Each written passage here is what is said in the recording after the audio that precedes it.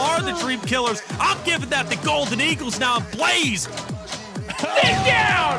Close, making some magic happen. Two down, now three, going for the ace. Uh-oh, the nade. That looks good. Oh my God.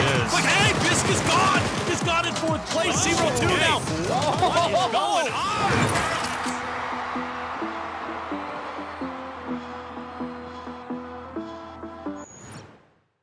Welcome in, everybody, to the Titan Series North America Challenger Finals. We are live here with some of the best teams in the region that are all aspiring to take that next step and make it to the regional finals that are upcoming this fall. My name's Powerbang. I'll be your host today for this Titan Series Challenger Finals, but I'm not alone. I've got two of my good buddies. We've got Mustache Dave and Enigma to help us bring you the action today. Gentlemen, how's it going? Dave, how you been, my friend? Hey, season 8. I remember kicking it back in season 0, PB, and now we're here with number 8, baby, and $20,000 on the line. I'm feeling good. I'm pumped up, and I'm looking forward to watching some of these teams compete here and really make a name for themselves here, PB.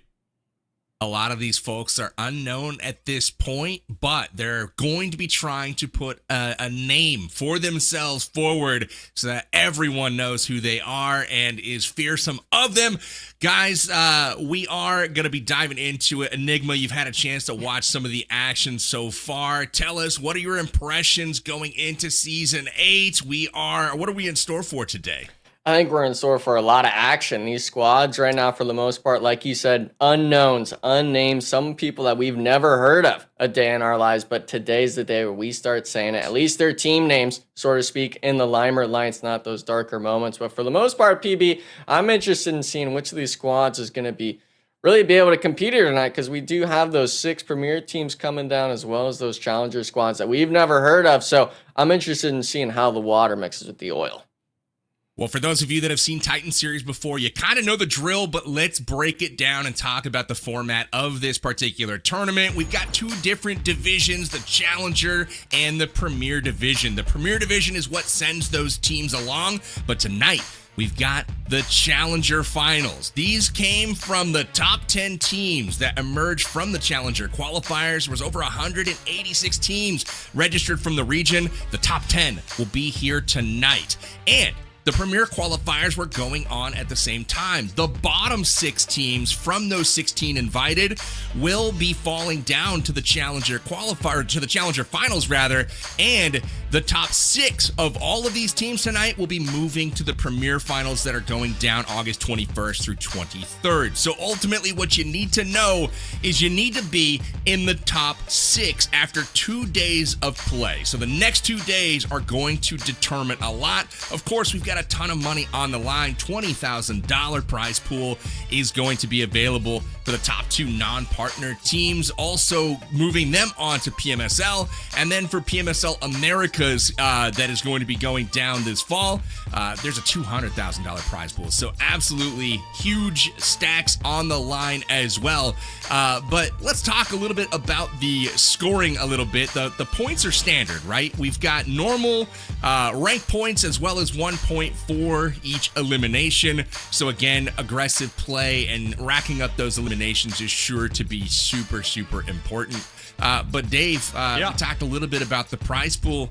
Walk us through some of that, my friend. It's looking juicy out there. Oh, it's looking juicy, and it's amazing to see. I mean, in that last graphic, 2 teams from the Titan series. Not only are they going to have the chance to compete here for the 20 grand, but they'll also have the opportunity to make it to the $200,000 lobby. So PB, Enigma, imagine signing up with the boys. I believe there was like 2,300 different teams who signed up, right, for the challengers. Imagine signing up, you make it through there, you make it through here, you make it all the way to PMSL. Like, that's a dream right there when it comes to competitive esports, and that's a system that I love watching. It's been an incredible qualification process this time around in the Titan series. We actually used the in-game tournament feature to qualify teams in and ultimately whittle them down to the top 10 most deserving, and that's who we're going to see here today. So Enigma, those teams, the first 10 listed all the way down through Quiet Chaos, are your Challenger qualifier teams, whereas the last 6, Team Entity, Rich Esports, Golden Eagles, Dark Esports, Noob Esports, and MEZEXIS Esports, those are all the teams that did not play well in the Premier qualifiers, and they're going to have to prove it in order to get back to the big boys. So of these teams, Enigma, any of these standing out to you so far? Well, the main one, at least from the Challenger squads here, is going to be the 4 Sexy Frogs, of course. W named to say the least as a squad, right? I think production was even talking about that being their favorites. But going back to those sort of premier teams, there's 3 in particular that I was eyeing doing that sort of viewer party during the last week of qualifiers. Is got to be these last 3: Dark Esports, Noob Esports, and MEZEXIS. Because when we think of these premier teams coming down, and Dave, I'll get your kind of idea of it as well, is the fact that when we think of these premier teams coming down into Challenger Finals, right, we expect them to perform well, but looking at the overall rankings, they were gapped even more by the other 3 squads of the Golden Eagles, Team Entity, and Rich. So in my mind, when I think of these Challenger teams fighting for a spot, I'm only thinking of 1 or 2 this tournament around for Season 8. I'm expecting 3, maybe even 4 Challenger teams making upsets here, Dave. Yeah, definitely agree. I mean, they should should have got air quotes going on here, have an easier time, right? But on the flip end of that one here, Enigma, those teams who this might be their first time ever competing at this level, they're going to be a little more hungrier. This is their moment to really shine and really come together as a squad and just break through that barrier to make a name for themselves. I mean, we're going to say that here a couple times here tonight and tomorrow, I'm guessing. But this is a big opportunity, not only for the money, but also to kind of kickstart your career in esports. PB. Esports. So the teams listed, they are in order of where they finished, right? So Almost There was the top dog in the Challenger qualifiers. They had 142 points. They were ahead of Team Zero Mercy, who had 131, and Not So Good Games wraps up third place there with 127. So overall, pretty tight as far as the way the Challenger qualifiers wrapped up. No real runaway favorites at this point, but I gotta agree with you, Enigma. 4 Sexy Frogs is gonna have my vote. That is the name that I'm gonna be watching and keeping my eye on for sure. And Dave, I thought for sure you were gonna lean into it, but my friend, what is Golden Eagles doing down here, my friend? What's going on with the Golden Eagles? Hey, what do you mean lean into it, man? The Golden Eagles, all right, they're coming out here tonight, and I was saying it should be easy for them. I think Enigma, I know you were watching the lobbies, but that's one team that honestly I'm not worried about. They got it. They got it in the bag, and we'll see them in the Premier Finals without a doubt. I could put my stamp of approval on that squad here right now. All right. Let's talk about the bonus points a little bit and what this means for the Premier teams that have come down, as well as the Challenger teams that have already done a great job qualifying. So over the course of the qualifiers, teams are rewarded for their consistent play. If they finish in first place in those qualifiers like Almost There did, they're taking 10 points into today's action as a little bit of a tip of the cap for how well they played during qualifiers. All of the Premier teams that are coming down to the Challenger finals will be coming in with 5 points. So it's not nothing, but it's also they've got some work to do, right, to catch up to the top 3 teams that finished in those Challenger qualifiers. And then total, we've got 8 teams that are going to be bringing in bonus points here from the Challenger qualifiers. So again, bonus points are just a way to reward these teams for their consistent play. And I would love to take a peek at the standings to see how those bonus points are actually applied so we can see where we're at as we head into the day's play. As you can see, Almost There right on top of the table, so they have a bit of a head start. But Enigma, we've seen so many times that often over 2 days of play, these bonus points, they're helpful, but it's not necessarily a done deal here for these teams on the top. They still got to prove it on the battlegrounds. Yeah, and for the most part, Almost There, I hope with them being one of those Challenger squads, like you said, they essentially start with a win in placement points. Those 10 points equate to that first place if you were to have it on this first map coming up. But for the most part, these teams, when I think of the bonus points, I expect it to be almost a squad wipe, maybe even 2, depending how many bonus points you got. You can't let it get to your head, even though you do see yourself at the top, because with it being 2 days, like you said, PB, anything can change in 12 matches. It really can. The way I think about it is almost like a tiebreaker, right? Like you played well going into it and you finished close with another team. Well, if you played well over the qualifier period, well, you get rewarded. You're able to move on. But let's take a peek at the second page here to see how those bonus points go on down. Only 2 teams don't have bonus points coming in, so I'm looking at Quiet Chaos and Versatile to prove it early on in this one. They don't want to let that gap grow. Dave, what do these teams need to do with 6 games today, 6 games tomorrow, only 12 total for this Challenger Finals? What do they got to do to keep in the hunt so that they are able to strike when it is time to do so? Yeah, start strong. We're not going to have as many games as they had to qualify, right? So if I'm one of these bottom teams, you kind of got to worry about those bonus points just a little bit here, at least on day number 1. But when it comes to starting strong, I'm looking at getting a nice, crispy, juicy winner chicken dinner in like game 1, game 2 to get that momentum going. And after you get that momentum, we only got 12 games, right? So it's kind of hard. And we've seen in previous tournaments, like once when a team is feeling it, it's hard to stop them. So if there's ever a time you want to get that momentum meter going off the charts here, it's in a 2-day tournament for sure.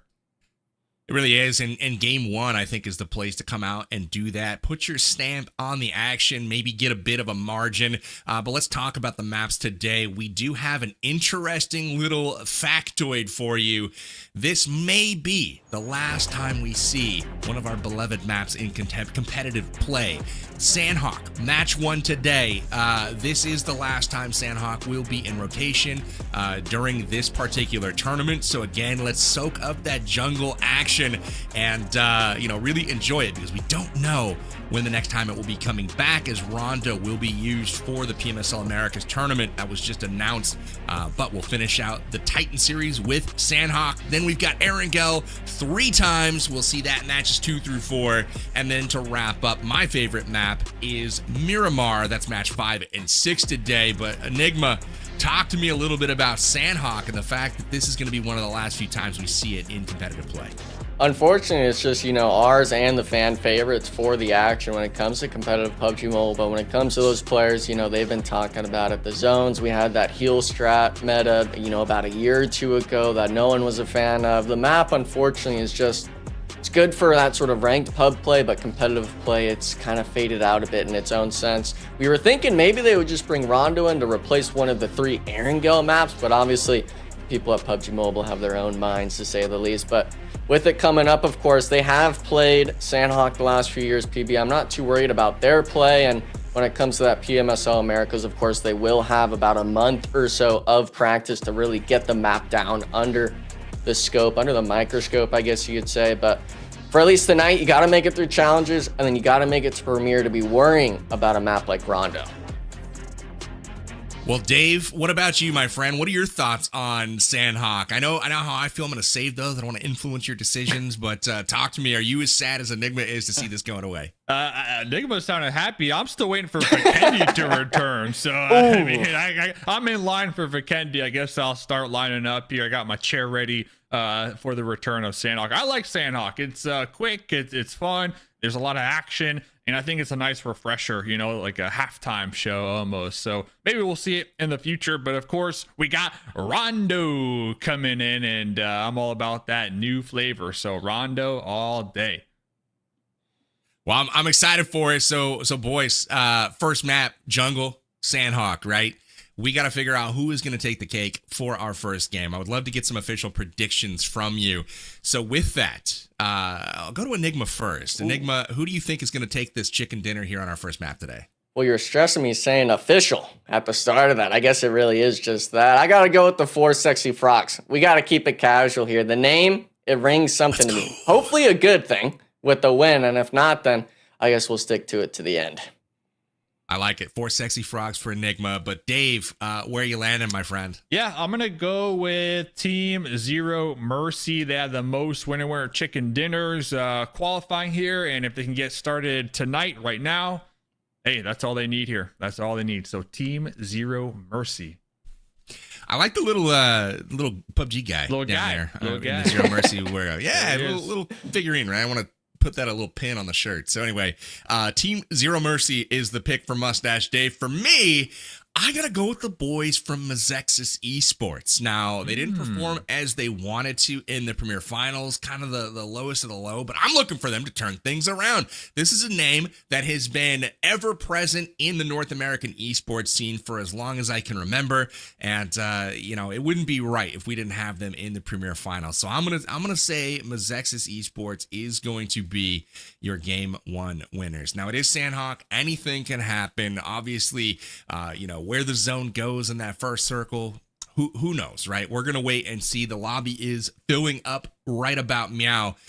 Excited to see where that first circle goes. We've got like that Camp Alpha zone up in the northwest, and for me, whoever takes that area of the map, again, we don't know much about these teams and where they drop, and that for me is one of the biggest storylines coming in, because I highly doubt that there's a handshake agreement like you're going to see in the Premier division, where it's like, hey, you drop here, we drop here. They're going to have to fight it out. So we're going to see some hot drops, likely, but we'll take a peek at that when we come back. In just a moment, we're going to go to a quick break, let these teams get into the lobby, and on that plane, headed for Sanhok. We'll be back with you guys in just a moment.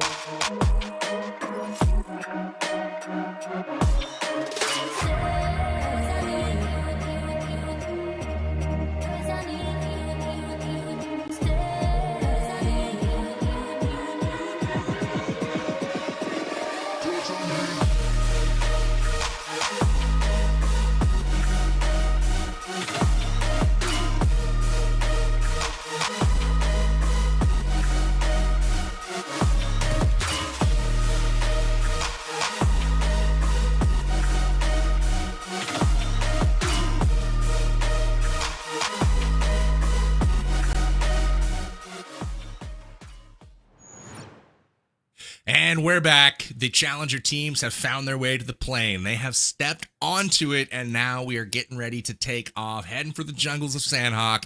Boys, it's going to be an exciting first game, and like we were talking about just before we went to the break, I think it's going to be an interesting first game because, like I said, there's probably not the handshake agreements in place as far as, hey, you guys, you take the ruins, we'll get Paradise, we got boot camp.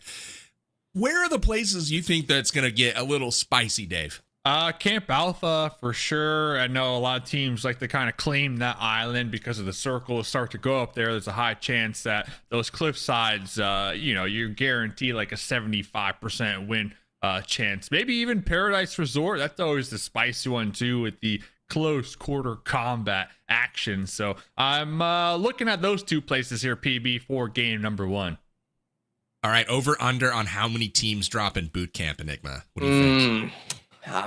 I gotta go with 3. I think 3 total at least, and then tomorrow's Sanhok's gonna be kind of up for grabs. But I also gotta throw in there not just boot camp and the 2 places Dave mentioned, but ruins. I don't know why that place is ever hot dropped. That western side with the bridges and stuff like that. I thought it was a horrible drop spot in my eyes, to say the least. But teams just like taking that action in the temple, right? They like going for it, and I'm not a fan of it.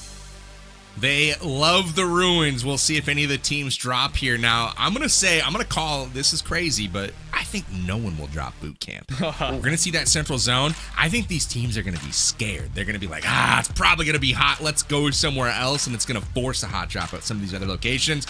I don't know if that's what's going to play out, but it is time to find out as we get the aerials here of this beautiful jungle map. Remember, this is one of the last times we will see it in competitive play. Here we are, though. The Challenger Finals of Titan Series Season 8 are kicking off now. This is match 1 of 12. Mustache Dave, they're out of the plane. Take us away. Let's go. Beautiful plane, by the way. Shout out to whoever put that skin on there. But it looks like we are going to be starting down here in the south, heading up there, finishing right on top of Camp Bravo. I'm looking at the boot camp though, PB. You're looking at that to be one of the hot spots. That was a big question mark here. See a couple parachutes going that way. In Enigma, couple squads. Dark gonna be one of them, flying over the ruins. Dark Esports right now. So looks like none of us are getting our wishes, fellas. Not yet. Bro, did we underestimate boot camp? Look at all the people there. This is crazy. It looks like at least 4, right? But it looks like a few of them actually stretching off to Pa Tin or that riverside of Camp Alpha. And I guess I was wrong. BB, only 1 team went to boot camp, but it looks like maybe even still a hot drop going off just north, as well as I think Paradise has even 3 teams hovering it. They had to see each other, right? They were looking around like, okay, let's pull off and see where we can land. But it's going to be, looks like MEZEXIS and Almost. They are going at it right now. And this is not good news. Remember, MEZEXIS was the last team to get knocked down from Premier, where they're going up against the top team to qualify, Almost there from the Challenger qualifiers. So this is a fight that MEZEXIS needs to get that momentum going, and Almost there looking to say, hey, we are the top dogs in this lobby, and we're here to prove it. Benny closing the door. They're going to be down a member already. Almost there, like you said. They are feeling good after qualifying. The top team from the contenders here. MEZEXIS looking to make a play here. They're going to be backing off here just a little bit. Enigma, I did see a grenade maybe tossed out there, create some space so that way they can get the distance here without getting picked in the back. But Knight trying to crawl over here, trying to get some intel. But it looks like MEZEXIS, they were able to safely evacuate for the time being. Looks like they're going to be eyeing that bridge here, Enigma. Yeah, and I think for the time being is the best way to put it. We've seen so many times from even just Americas alone of squads trying to make this cross. We see it now with Pepsi getting the shots down, almost knocking Benny from the rooftop. If only he had some bullets, huh? Well, for the most part, maybe even a red dot. The iron sight didn't look too bad there, PB. But my issue is do you even opt to go for the swim? Because Almost there, they have the player up, even though the helmets and the vest situations might be a little rough. You got the man advantage. I think if you're Almost there, you try to take out MEZEXIS here now.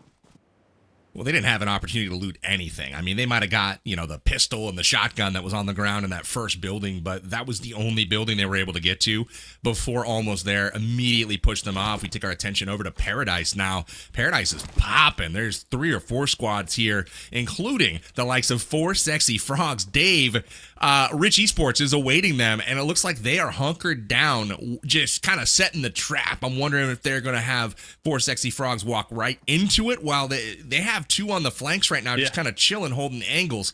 But Rich Esports is just being patient here. Yeah, it looks like they're not taking the bait. I saw, what was it, Slay kind of pumping the brakes, looking around, trying to spot out the second stories, the balconies, maybe even trying to listen on in. But totally like the play from the 4 Sexy Frogs. They already have 1 point in the pocket here early on. Look at problem. Going to be avoiding these grenades here. 4 Sexy Frogs. This is your squad, Enigma. Yeah.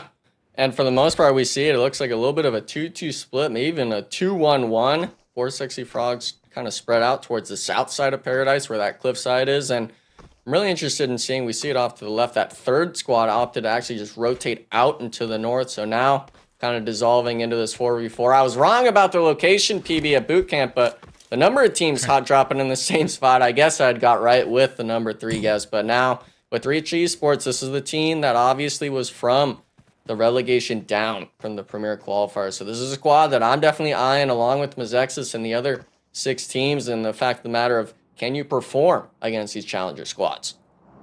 Absolutely. I feel like Problem there has a problem right now. He looks like just one Sexy Frog. The rest of his team maybe a bit far back to help him if Rich does indeed choose to push. We'll see if they have the angles right now, but both teams kind of electing to take it pretty slow, not take a lot of risk at this point in time, ultimately trying to build up some momentum. And, that may be the play, but at the same time, this is a squad in Rich Esports that I do expect to crack the top 6 and make it back to the Premier Finals on August 21st.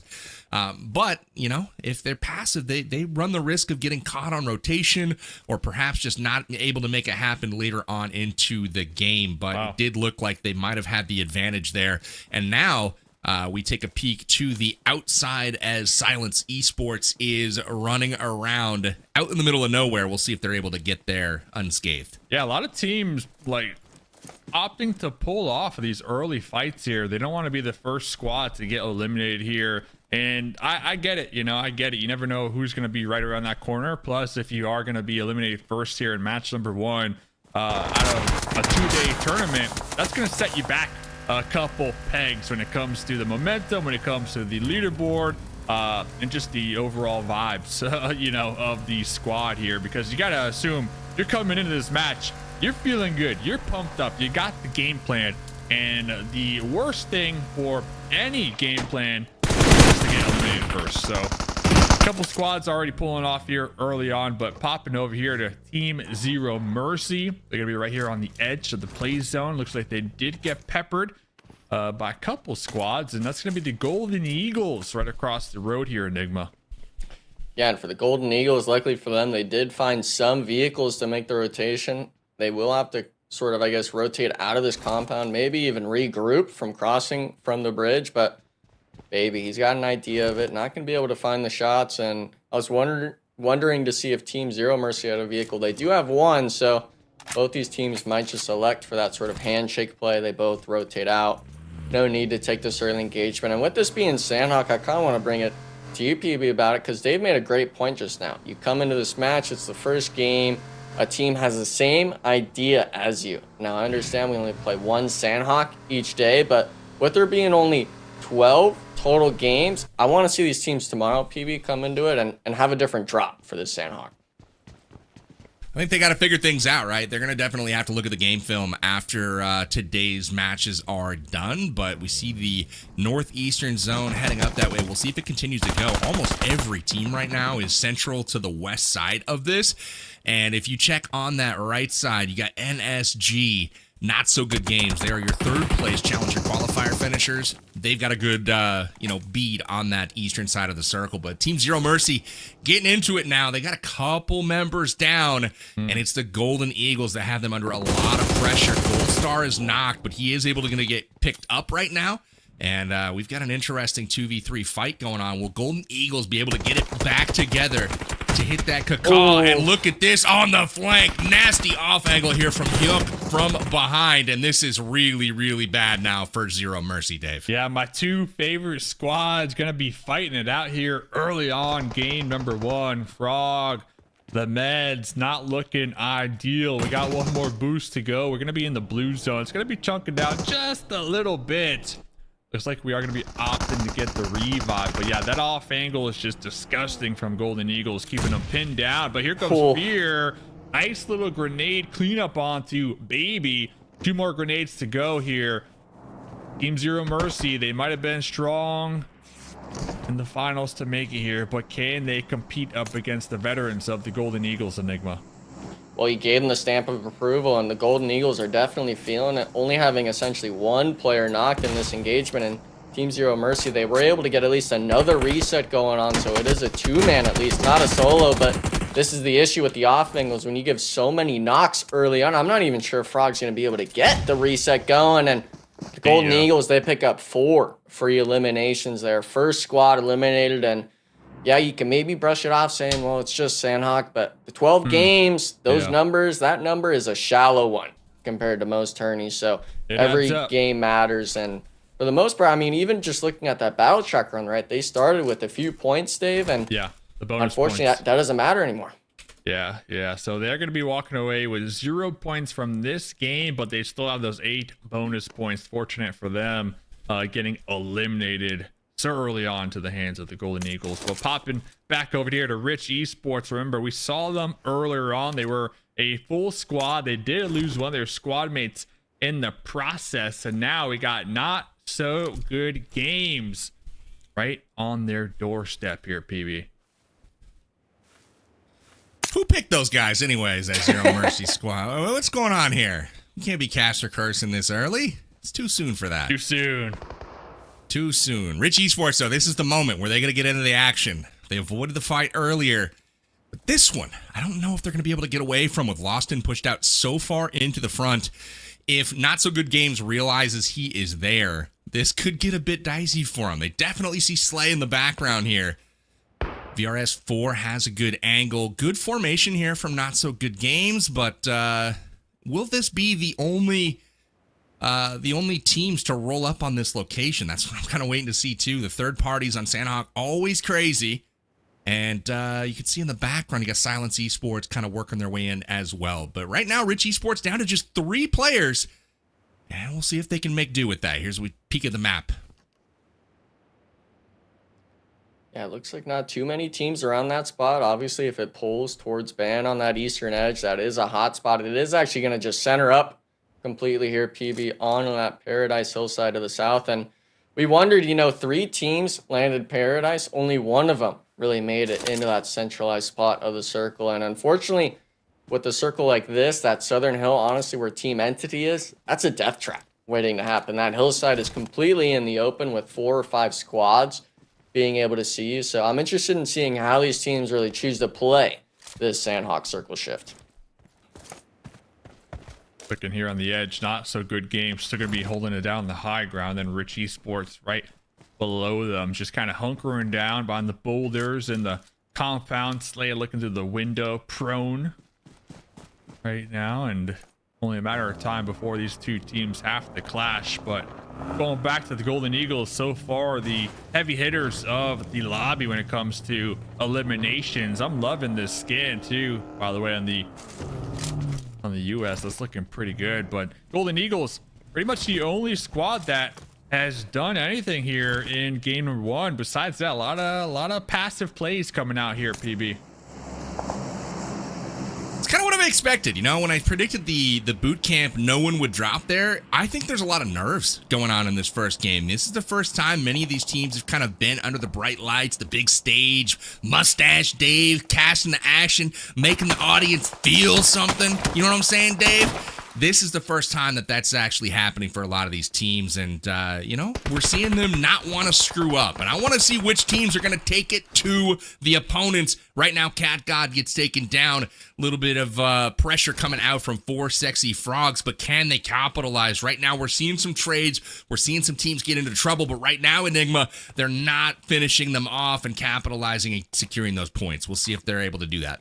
Yeah, and for 4 Sexy Frogs, they've definitely got to be relaxed with a name like that. And with them getting those sort of few knocks, now getting an elimination onto Cat God, these other teams, they were taking some pod shots onto the 4 Sexy Frogs, but 4SF, they've been making it light work around this hillside, Paradigms being the spot that they landed at, and fortunately for them, kind of securing a few eliminations. Of course, right as I say it, one of them does get knocked here. Now we see it, Rich Esports early on, you made note of it, Dave, they were down to just a 3-man now. Yeah. Looking to take the action on the edge here. This is a spot that a lot of teams choose to favor, but it's still only 2 squads here on this side of the map.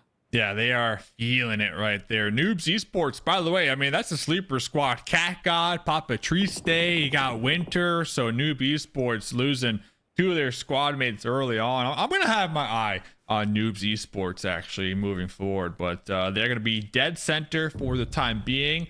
That is going to be very good for them considering they lost 2 of their squad mates here, but only a matter of time before like Entity might crash upon them. But hold up. Entity, they're actually going to have to be looking towards their backside with a new circle shift as Golden Eagles trying to make their way in. But fellas, the 4 Sexy Frogs, well, they're getting peppered from multiple angles. I mean, they are feeling sad right now with their position. Boo, Caster Curse. MEZEXIS, the second team eliminated. Oh man, all that's left now. Who's the one team that we picked that is still in? Well, the 4 Sexy Frogs and the Golden Eagles. Yeah, 4 Sexy Frogs. There we go. Yeah, So Zero Mercy is out. MEZEXIS is out. 4 Sexy Frogs. They're doing all right, but I think they're next to go. They've got to be. Oh, come on. You can't be doing me like that, PV. Come on, man. Unfortunately, as well, the circle shift wasn't in too hot of a spot for them, with there being 3 or 4 squads just to their north side. And on this eastern edge, you're wondering about Team Entity versus the Golden Eagles. It's not only that fight, Team Versatile having to make the cross on the roadside. And this isn't even going to be for a position in the circle, but now almost there, Dave. Fights are happening everywhere, and now the first knock going their way. Who threw that molly? That looked like their teammate threw that molly at the doorway. I got the play, but that forced Knight to kind of pull back, who was feeling to make that push. But looks like we are going to be getting the pickup here. Both squads trying to get the reset. But the Sinners going for the last ditch effort right there to try to get the cleanup, and he got the 1 tap to the dome. That was a good shot right there. And gentlemen, it is not the 4 Sexy Frogs eliminated next, so that's good news. Well, good for them. They might be on track to win, but they do have a member down right now. So does Versatile. Versatile down to just hopes and dreams right now, as Nate with bandages behind a burning vehicle and now in the blue zone as he sees a team looking on from the distance. It's QC, that's Quiet Chaos, and they need every point they can get because they are starting in dead last right now. They're one of 2 teams not to bring any bonus points into the action, and he just ran on top of a grenade. Did he get knocked? That's the question that I have. I don't see it in the feed, but now it looks like they're on the push here, Enigma. Yeah, and the issue was just they took so long to wait for that team across the roadside to get cleared out that they allowed NSG to take this majority part of the hillside. And the Golden Eagles, they have the third-party shots from down south, now down to just essentially a duo almost forcing onto the rock side. But it's not just 3 squads here, Dave. It's going to be a 4th off to the north with a third party. Quiet Chaos, they get the 4 elims under their belt, but are they even going to be able to stay alive here on the hillside? Yeah, Quiet Chaos making a lot of noise up here, but they're going to be walking away with 4 elimination points, trying to get the pickup on me. K-Lover, though, crawling from Versatile, trying to get within grenade range, going fishing, but will be missing the mark. There goes Nate down and dusted. So K-Lover just with the Ronnie and a dream right now, because looks like the next circle no longer going their way. As nice pajamas though, gotta give him that. Nice PJs. That's all you need. A Ronnie and a dream. A Ronnie and a dream. And some nice PJs while you're captaining that ship. Well, Versatile down to just one member remaining. They were one of the other teams that came in with no bonus points, and they are holding on to dear life. It's Kitty Lover trying to get the point as Quiet Chaos with the push. Quiet Chaos finishes the job. And just like that, Quiet Chaos has jumped all the way to 9th place from 16th. So again, that is the power of just being aggressive and winning those fights. They are down to just one member with decent health right now. Everyone else trying to get patched up back in the fight. The pressure is coming from all sides right now as this circle shrinks even further. Just 9 teams remain at this point, Enigma. Oh, and of course, right as we get off the 4 Sexy Frogs, they lose 2 players somehow in that circle shift, now being down to just Joy Boy and Coco. And unfortunately, it doesn't even just stop there with losing 2. They got to go against Almost There, who's sitting at 6 total eliminations under their belt. It looks like they do get 1 reconfirmed knock onto a player, and thankfully for them, it looks like they will be able to make it in the circle shift. It's only really a question mark for me now, PB. With 9 teams left, are you going to be able to finish into that placement range? Hope so. I hope so. Silence Esports is out. Man, this game's going quick. I feel like, you know, watching a lot of the esports, you always see 1 or 2 members able to hold on, drag it out, but the whole squads are committing to the bit right now. They're going out quickly. If they're fighting, they're all fighting, which I do like to see to some extent, but we're now into the rank points at this moment, and 7 teams remain. Dave, you're crazy for not picking the Golden Eagles in this one. I gotta say, I left you that one to pick. I thought you were gonna go with the Cacaw Boys. We'll see if they're able to let out one of their famous cheers here at the end of the match, but things looking pretty good for them. 4 elims. Another team with 6 elims is almost there. Now, they only have 1 member left, so they paid for it dearly, but that top challenger qualifier team and almost there off to a pretty hot start here, Dave. Yeah, still a great game, number 1, even though they're down to just a solo. They'll be walking away with at least 6 elimination points, plus their 10 bonus points that got them here in the first place. So almost there. Feeling good here tonight. Golden Eagles, another squad, feeling good here with their 5 elimination points. Looking at Quiet Chaos, though, really impressed with their pull-up that we saw them accomplish moments ago. Now it looks like they're trying to breach their way into the circle, and they're going to be running right through the Golden Eagles. So this might be it for Quiet Chaos here, Enigma.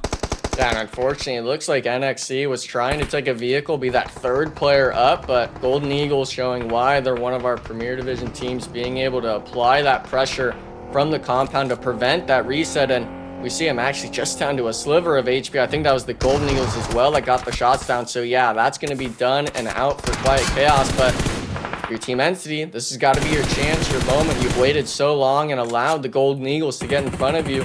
You've got to look for the wipe here, because really in my mind, we see on the map here is that they're the only 2 squads with 4 players remaining. Man, 4 Sexy Frogs just ran full speed into that shotgun. They're eliminated in 6th place. So, hey, not a cast or curse on that one. They at least made it to the top 6, but we are now in the top 4 as the last member of Almost There goes out. They go out in 5th place, but it's Golden Eagles at full strength with momentum headed into these final circles. And from the Challenger Division, we have another team up, and it looks like it's going to be... Actually, that is not from the Challenger Division. They're down from Premier as well. So we got a couple of teams right now getting ready to do battle here to try to win the first chicken dinner of the day. And it looks like we've got a, 4 versus 3 versus 2 versus 1. So 10 players total remaining. Any picks? Who's going to take it from here, Dave? I mean, it's got to be the Golden Eagles, but the solo from NOOBS Esports absolutely clutching it out for those placement points. They've been surviving for the longest. Team Entity, though, looks like Ace. Just got his boy behind the boulder, but he was too low in the health department. Wow. Ace is like, let me just carry you to zone so I can safely loot. Yeah. Totally. There goes Winter. Yeah, and it looks like the Golden Eagles, they're actually not even going to stop. They're going to be full sending it, I believe, onto the solo here on the right side. But unfortunately, when you have the vehicle here, you're just going to get absolutely lasered out of the car. It's going to be down to just the solo now. Fear, he had some nice shots earlier on, 6 eliminations to his name, but that's all he's going to be writing for. Team Entity now, 3v2 situation. The reset is coming through here, Powerbang, but The question mark is, can you get the knocks in time before the reset happens? Nope. They're not going to be able to do it, but BISON Esports, just a sliver of health remaining. Not enough time for the heals here, and no heals to even speak of. They've got a couple of bandages right now, so Team Entity primed to take the first chicken dinner, but they suffer a loss. Ace goes down on the flank, and the nades come in strong on Nexus OP. BISON Esports clinging to life here as the finish comes in on Ace. It's now a 2v2, but no heals are on board right now for BISON. The push comes in from Hunter on the flank. He sees him. Only one shot is needed from the DBS. Can he land it? He does. Nexus now turns this into a 2v1, and it's all up to Alex69 here from BISON Esports. Dave, can he clutch this? Alex69 gonna be pulling up at the tree for cover. Got the shotgun. Entity, they know where he is. They're looking to get the crossfire. Hunter on the boulder. Gonna be forcing him out, but Alex69 connecting onto one here, Enigma.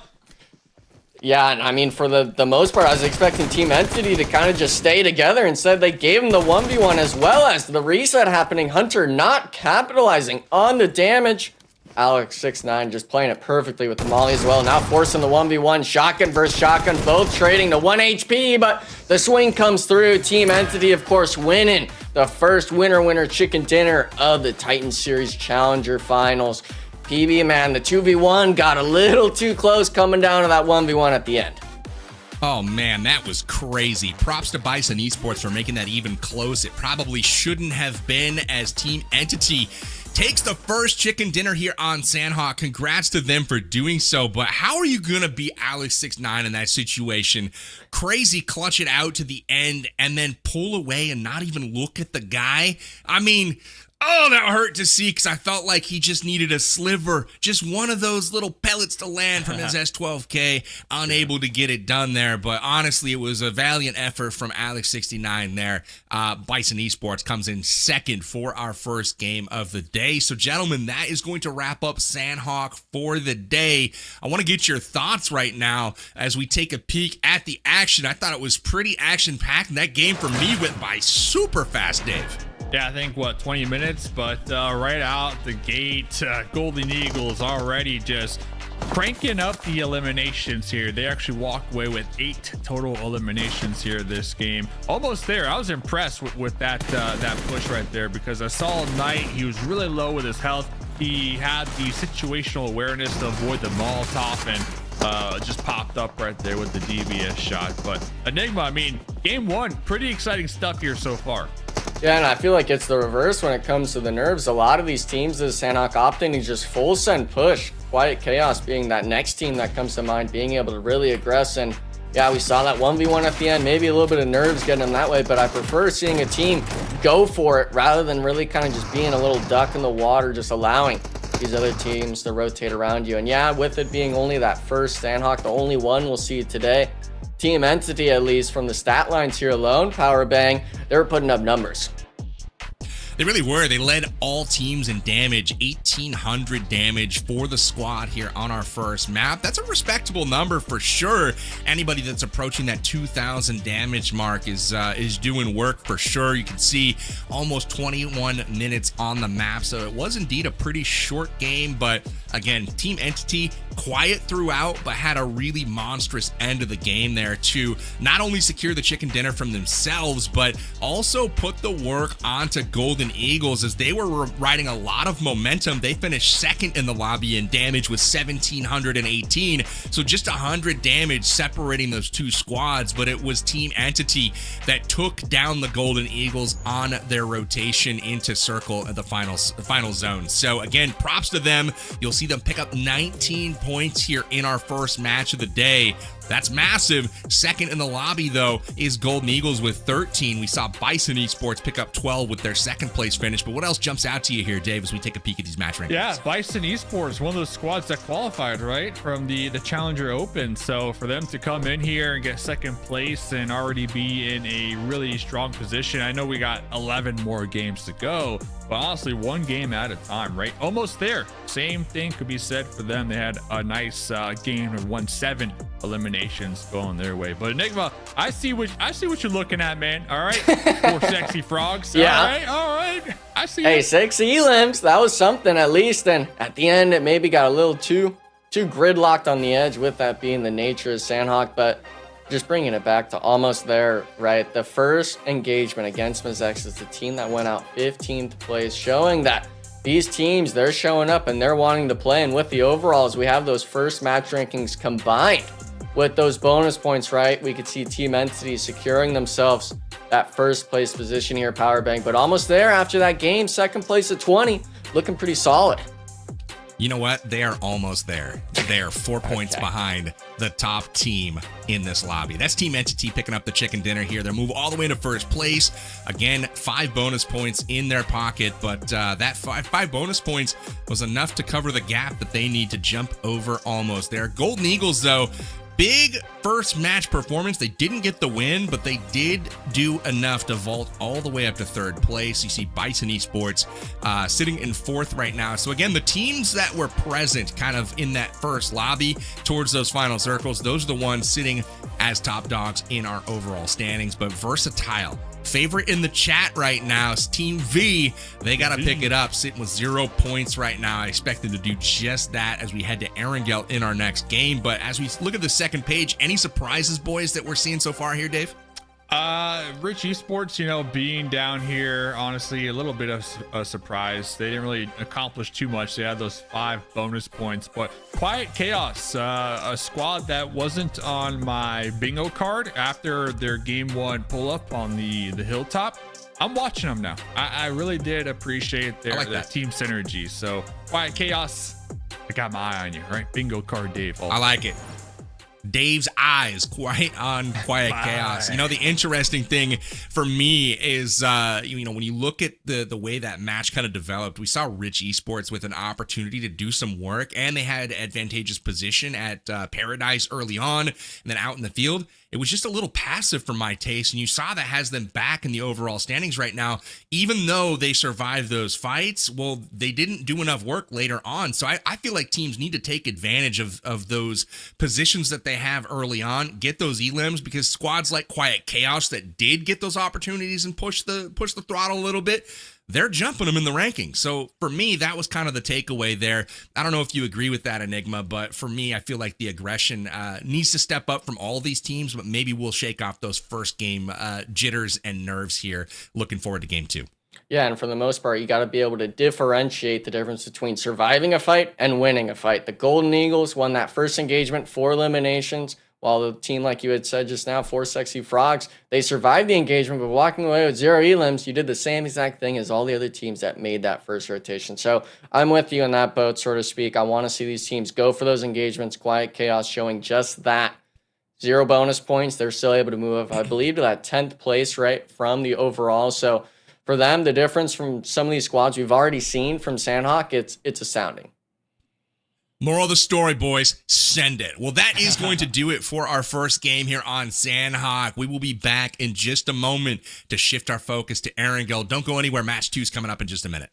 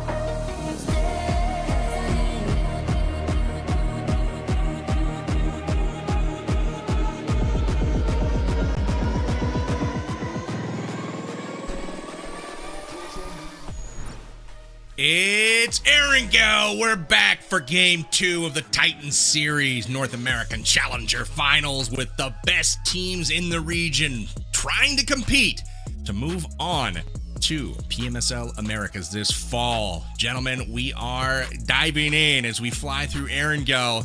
Will we get a Southern Zone? That's my first question. Dave, any hopes and dreams for this first Erangel match today? I'm hoping and dreaming that Team Versatile, for the chat's sake, could get some zone luck, because the chat, they love them. They love Team Versatile. And game 1, not a lot of love from the zones for that squad in particular. So match 2 of 12 here, fellas. Erangel, and of course, the playing path all the way down there in the south here, Enigma. I mean, it is all the way down there in the south. That's gonna make dropping in the north, if that's your drop spot, it's gonna make it a little difficult, just a little bit. Just a little. Just a bit. little. North Georgia as well, that's kind of my eyes, right? A lot of these teams kind of limited on the vehicle spawns when it comes to that western edge, as well as if you drop in that Naya area, you gotta be kind of congested around Mansion and stuff like that. But PB, I was kind of looking at the playing path and I was happy about it, because if you are a team that drops Millie and you get the Millie zone with the playing path on top of it, I mean, there's no way you don't make it into the top 8 bracket. With all the bridge camping with C, with all the botations that get camped out, if it is going to be that Millie zone shift, it's a recipe for success for you if you land there. And I believe that's actually going to be AGE taking military base, as well as Bison Esports dropping into Nova. It's a good point. I mean, you've got the position, you've got the the island all to yourself right now. It's Digital Age down there, and we do get the military zone. And so teams like Bison Esports, Digital Age, they are rewarded tremendously with position. Now let's pay attention to all of these other teams on the map. Will they head south immediately, or are they going to do the loot up and all try to go through the choke points, as you were mentioning? Because again, with the bridges, there are only 2 ways to get to that southern island. The botations are going to be in play for sure, and I have no doubts that we'll see some swimmers as well. But man, we do get the southern zone I was hoping for, and it was kind of a toxic playing path, if you will, at the same time. The northern part of this map, I think, Dave, is going to be pretty lonely this game. It's going to be lonely, but that could be good for a couple teams who like to play it nice and slow. Will it work out for them? Well, only time will tell. I'm looking at Noob Esports, though. They didn't have the... Oh, hold up. Star trying to get a early game run over. How much time we're going to commit to this one? This is gonna be versatile. This is gonna be versatile. Nate out here. Saw Nate with the dagger here. That's a boulder as well, or a tree. That's a tree. How much? This is when you just get out and you fight. Commit. Yeah. Here comes the rest of the Golden Eagles. Come on, Golden Eagles. A straight up Here comes 1v1. the versatile squad as well, though, Dave. They're coming in from the other side. Oh. They didn't even Who's fight. bringing weapons, though, to the fist fight? That's the question. We got Nate. And we out of here. I'm a little sad they didn't want to go for that fight. I'm not gonna lie. I thought it was gonna be like an early game scrap underway right there for a hot second, fellas. I'm not gonna lie. Yeah, I was expecting Star to kind of just maybe even go for a slam on the buggy pulling up, allow your two teammates to just take the solo out and force themselves into the open. But both teams just playing a little slow, a little passive, I guess you could say. But with that zone shift, right, if you're taking a fight at Lipovka and the zone shift is on the military base, I'm not sure if that's really in your best interest to make your movements forward. But Quiet Chaos, Digital Age as well, both squads looking to make motions happen here, PB. But right now it's all on the tempo. The M7 getting some good damage in, but with having no helmet, he's got to be careful of the headshots from NSG. And it actually looks like Digital Age down to just the solo now. All of them being cleaned up and out, but gets the one. And for the most part, he's got to find the shots here, Dave. 1v1 situation potentially happening. He's got to wait for his teammates. Imagine being the only two teams in circle number one, but somehow needing to fight each other. I mean, Digital Age. Wow. Digital Age. They're going to be regretting that one right there. Little bridge action, though. Rich Esports, we were talking about them on the break. We wanted to see more. They got most of the points from bonus points coming into here, and it's going to be Quiet Chaos. Looks like me with the Uzi. Easily spotted and taken out right there. So it looks like Rich Esports on the bridge out here on the west side. These are the two teams we were just talking about, Dave, about taking that aggression to the next level. And albeit if they didn't, find each other here, try to turn it up a little bit. Quiet Chaos, man. They're not being so quiet right now, but they are bringing the chaos. They have been into it with basically everyone. And we'll see if that carries them right now. I think they're trending well because they're one of the teams that started in last place, essentially. No bonus points to speak of, and they are cruising their way north on those leaderboards, which is the direction they want to go. Rich Esports in a bit of trouble here. Now, Enigma, when you said in the lead up, if anybody has that zone on Military Island, I didn't want to jinx it, but I was like, if they fight and lose, though, it could be a problem. And unfortunately for Digital Age, they're out of here with 0 points. I hated to see that one.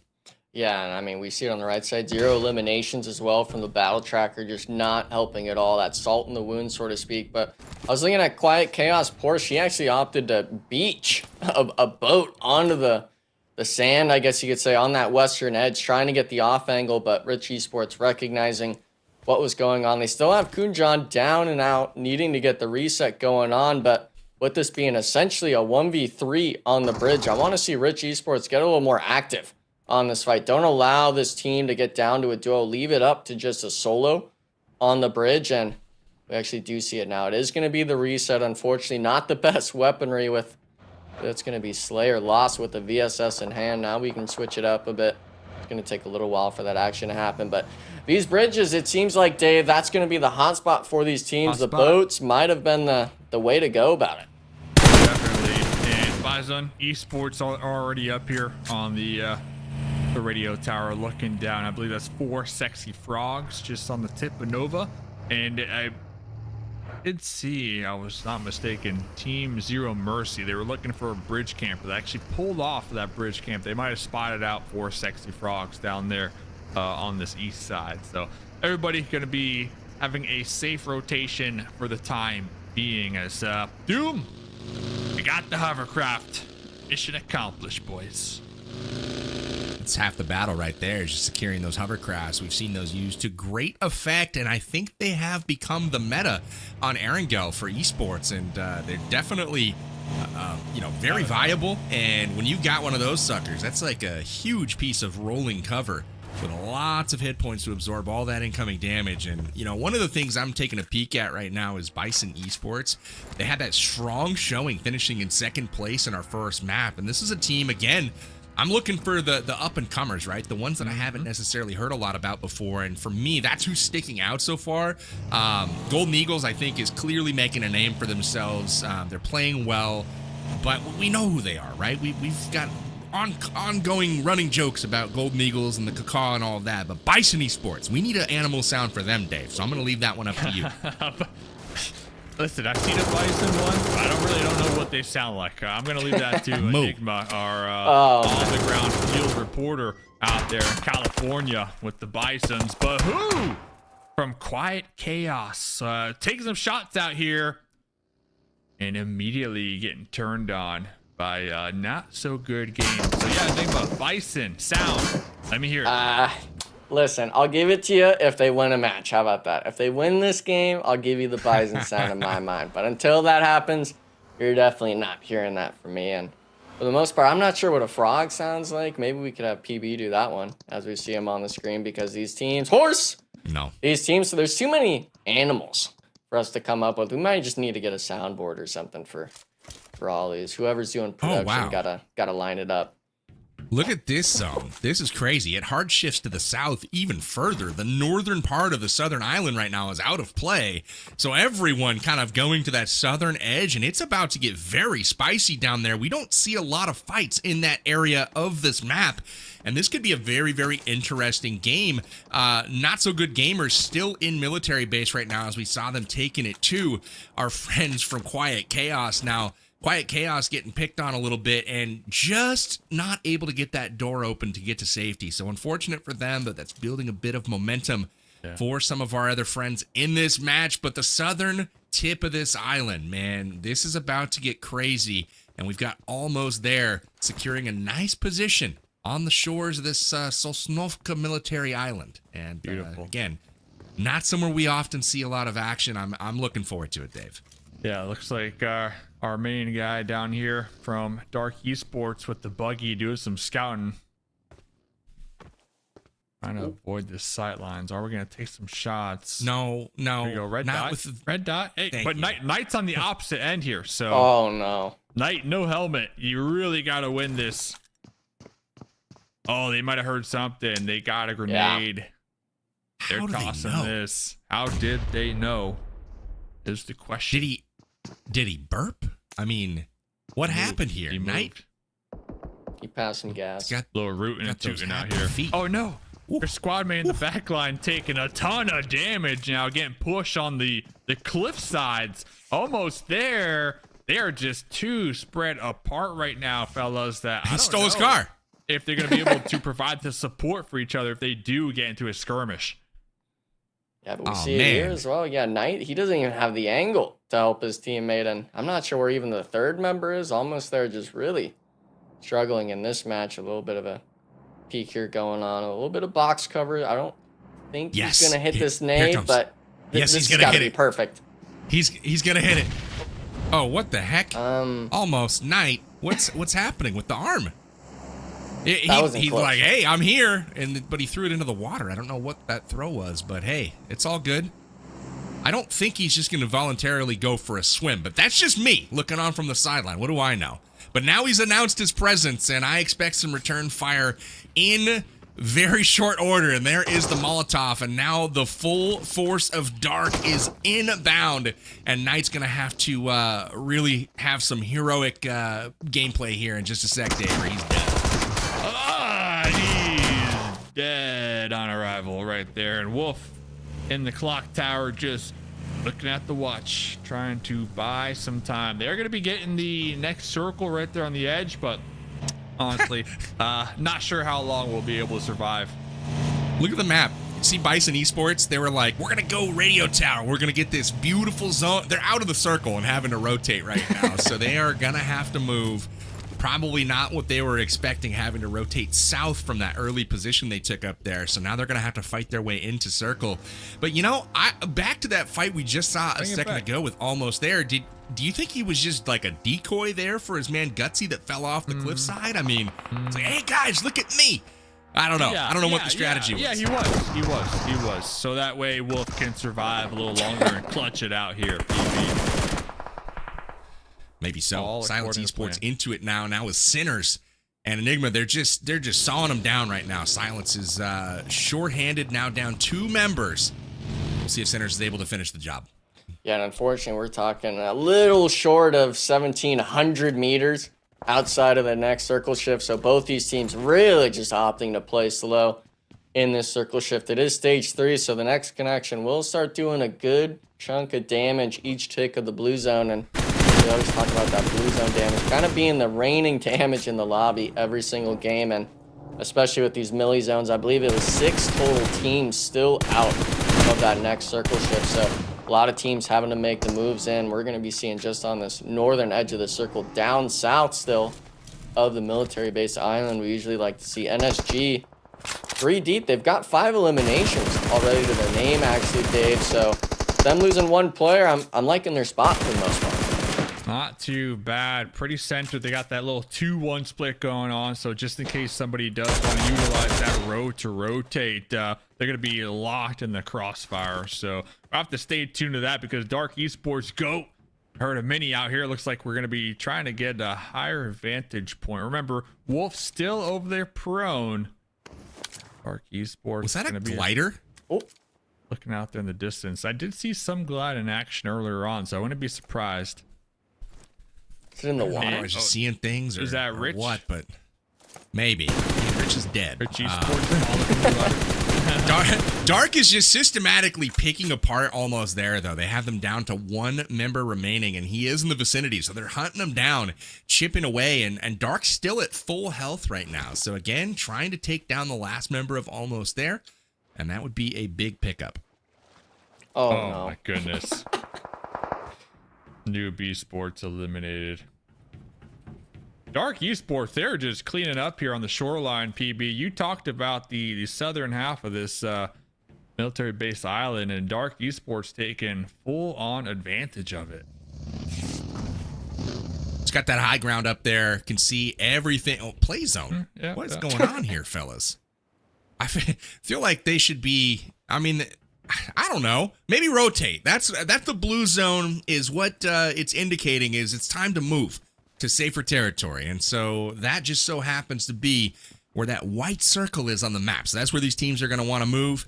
Look at the late rotation coming in from Versatile up north. They're going to leave Kitty behind. Kitty goes down to the play zone. It's another play zone death here. So play zone wreaking havoc right now, much more than I would have expected at this stage of the game. We're still in stage 4, and we've seen like 4 play zone deaths. I think it was the Golden Eagles kind of gatekeeping. One of their players, I believe, Fear, just left alone to bleed out to the blue zone hold. Team Versatile out there in Narnia, but for the most part, almost there. They allowed Dark Esports, since it was just a solo, to make this rotation forward, and with the knockdown onto the 4 Sexy Frogs, they were actually aggressing onto that position. They're looking for the engagement, even with them having only 2 players left standing, and for the most part, all these teams, it actually looks like Dark was able to pick up Lex. So 4 Sexy Frogs, they had the best spot in circle there, but maybe just not paying attention to the real parts of zone that matter. Yeah, it happens. And looking at who is paying attention, Team Entity right here, they're going to be looking in, but they need to be cautious because there's a couple opponents looking to rotate in their general area. So it looks like Entity going to be pulling back, as now they're just down to Nexus and Ace here. Entity, really strong game 1 performance here. They're going to be down 2 members. So I'm looking at the circle. Sinners Esports, the only team right now with the whole squad alive. Bison, they had a knock. They are going to be getting that pickup. And then Team Zero Mercy. So we got around 4 different squads here, PB, that still have the numbers playing in their favor. Absolutely. It's starting to get a little thinner, though. Rich Esports bows out. They're going to take an early exit once again this game.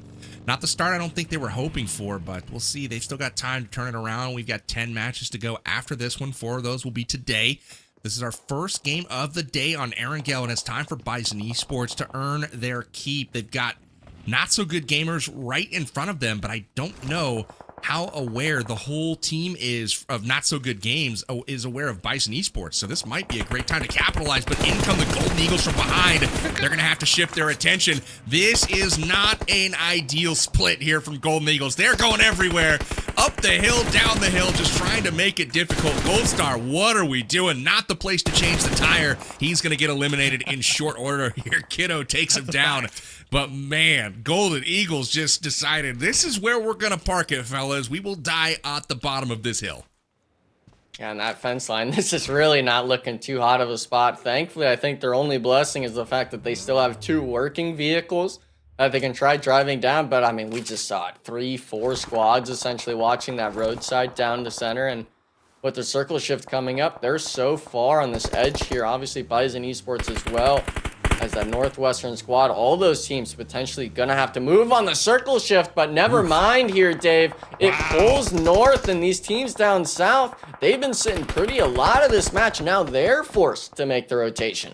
Yeah, it's going to be 4 sexy frogs. MEZEXIS, they just were able to, you know, breach into that play zone on that east side. But I'm looking at Dark Esports because they've been on the hunt for at least 10 minutes now, trying to flush out almost there. But Wolf is still alive. So now that Dark Esports need to pull off the duo and focus on what's ahead, Wolf Esports, Wolf might be in the position to backstab him essentially to get that revenge. But we'll see what happens because they're pulling up one squad member down here.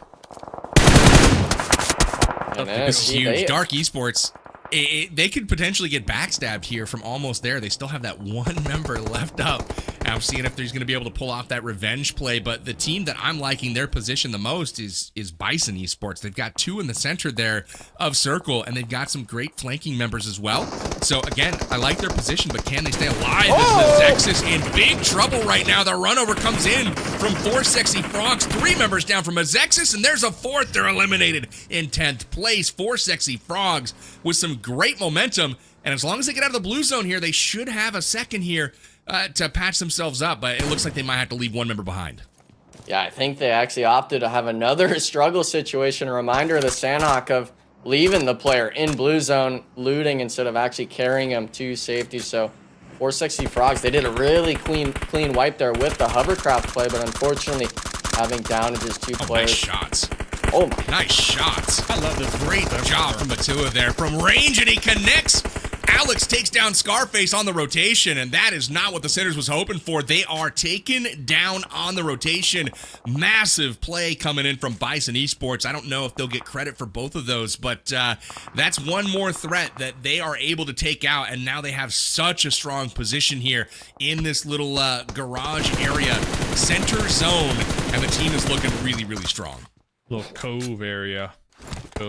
So does look like not so good games right on top of them. Here's all the gunfire and knows that there's a squad, but they might actually work together in a sense and try to clear out the rest of the play zone and then fight each other. We'll have to see what not so good games decides to go with here. But when it looks when we're looking at like utility, BISON, they still got all their vehicles, they still got meds, they still got ammo, so they're sitting high and pretty right now in this nice position. And it's beautiful cover too, I mean, all things considered. The difference, though, Enigma, is that BISON can just chill down there in that garage and not have to fight, whereas on top, Not So Good Games has every other team able to clearly see them standing up there. So, again, I think advantage there for BISON Esports for now, but we'll see how this shakes out. 9 teams remain, circle closing once again, and Wolf finally eliminated from the lobby. He lasted for the longest time, but almost there is fully wiped. Yeah, now we see it. The next circle shift, a big decider for these teams. NSG gonna have a little bit of a blessing. That 2-man still going strong, and I believe that's a little bit of a police barricade going down. But the rest of these teams, SIL as well as ZM, down on the south side here, working with really nothing. I can imagine this hillside, I believe, both on the faces of each other. So these teams, I'm really interested in seeing what kind of vehicles they have. We see it. Silent Esports does have a Marauder to work with and a buggy, but with it being a 2-man, I can't really picture them being able to honestly play this hillside here in the open. They've got to, I think, just full send it into the center zone, try to get something for the next circle shift. Team Zero Mercy. They need play a little bit of catch up too. Game 1, not the best performance here. Currently sitting on 4 elimination points right now. They got the whole squad alive. They got some vehicles to utilize as well. Here comes Sinners. Going to be one of the first squads to make the push here, and losing 1. Look Look at that. Not so good games was able to steal that elim from BISON Esports. BISON knocked him out of the vehicles, but not so good games. Still the thorn in the side right now, taking the elim. 4 sexy frogs eliminated, and that is Zero Mercy up in the forest, really taking control of that southeastern portion of the circle. And of the northeast, you've got BISON Esports here really kind of holding things down. They've got a couple solos to worry about at this point. You've got one from Sinners, one from Golden Eagles, and they shouldn't pose too much of an issue, but again, it's just something to think about on the flanks, those third-party shots coming in that could potentially interrupt another fight, but that might be short-lived here. Nade comes in and connects. Fear gone. Beautiful toss from Zero Mercy, and that'll be it for the Golden Eagles. Yeah, and I really just struggle for the Golden Eagles because he only went out there in 7th place. He wasn't in that top 5 range with there being 15 players remaining before that elimination there. There was 3 solos and then a duo from NSG left in the lobby. So these teams maybe not recognizing what kind of placement they're going to get if they don't make it through this next circle pop. 55 seconds left as well. There's still a lot of time for Zero Mercy to continue maybe even working down towards this dark solo and potentially even the duo of Silent Esports. But with it being the first Erangel, I feel like we might see a little bit more passive play, but this whole Erangel as a whole, I feel, Dave, has just been a complete cluster and honestly foreign even for the likes of me to see these sort of plays happen. Yeah, we got 2 more Erangels after this too. So if you get like a nice little boost here and feel good, you can kind of snowball, or as you like to put it, Enigma, dirt ball, right? Oh, yeah. Dirt ball. Yeah, bringing back the dirt ball. But looking at the map here, BISON Esports really have been playing this game nice and slow, nice and calm, and really planning it out perfectly to the T here. So let's see where the next circle goes. BISON's sitting on 5 eliminations. Then opposite of them towards the south, Team Zero Mercy with 5 going their way. And both of those squads still remain in a strong position right now, PB. I was going to say, is it going to be BISON or is it going to be Zero Mercy? This is the zone shift that will decide the game in all likelihood. It's dead in the center. Both teams having to move a little but not fully commit. BISON Esports is going to be able to hide behind the fence here, but the key thing for them is they have utility and lots of it. They have smokes. They have grenades. They haven't had to use those so far, whereas Zero Mercy has had to be a little bit more active out in the forest, taking on those other teams. We'll see if they were able to loot them. That's the question I have right now, but everyone able to kind of get to safety. Here's the push, though. Trying to establish the beachhead is Attila. This seems to be the standout player from BISON so far. He's going to run to the foothills here. But what about the flanks? What about the solos like Adrenaline off on his right side? Will he have the sight lines to get an elim here on Attila? He's looking for him, but hasn't been able to find him just yet. There's also NSG. He sees him, connects. Will it? Brother, his toe. Keep shooting. He's scaring him. That was so sad. You're putting too much pressure on him, PB. He was right there. Nah, he wasn't. Maybe the smoke was on his screen and we just couldn't see it. That's what I'm gonna go with. There we go. He knows he's there, though. He knows he's there. Yep. Oh, wow. Knock and a thirst. Dark Esports, they're going to be the next team out. Was able to confirm that 1 elimination as well, but unfortunately for Silent Esports, now that makes them a solo. And for ZM here on the south side, Zero Mercy, I expect them really to be looking for this clear out on the western edge because... Oh, he jumped. That might have been his doom. Take the shot. Oh, man. He knows he's there. He knows he's there, though. We can't confirm. Attila knows he's there. But Attila's going to be in trouble if he doesn't clear out that backside, though, Dave. Zero Mercy starting to move up. The nades are going to rain in any moment, I have a feeling. I'm scared for him. There goes Doom crawling across the street right towards Attila. This isn't obvious at all. Looks like Kiddo was able to get the confirm. So Attila had one job, take out Kiddo. Kiddo was able to successfully make that second story of that little guardhouse. So mistakes have I'm a little been made. confused, Dave, with the plays here. I mean, the goal was obviously to clear out the flank and the backside there to make it possible for the rest of the team to move up. And he didn't. They knew that, there was somebody there, and they sent another player anyways and weren't even looking in that direction, and they were able to take him down. So not sure where the strategy lies right now with BISON Esports, but they've got to figure it out quickly here. They've still got a couple members on the flank, and then they have one behind them. So, or no, he's gone. It's Silence up the hill. So one on the side of Zero Mercy and two on the side of BISON right now to throw a wrench in their plans. And I feel like with the high ground, odds are is Zero Mercy is primed to take this one home. We'll see if they can deliver the plays though, Enigma.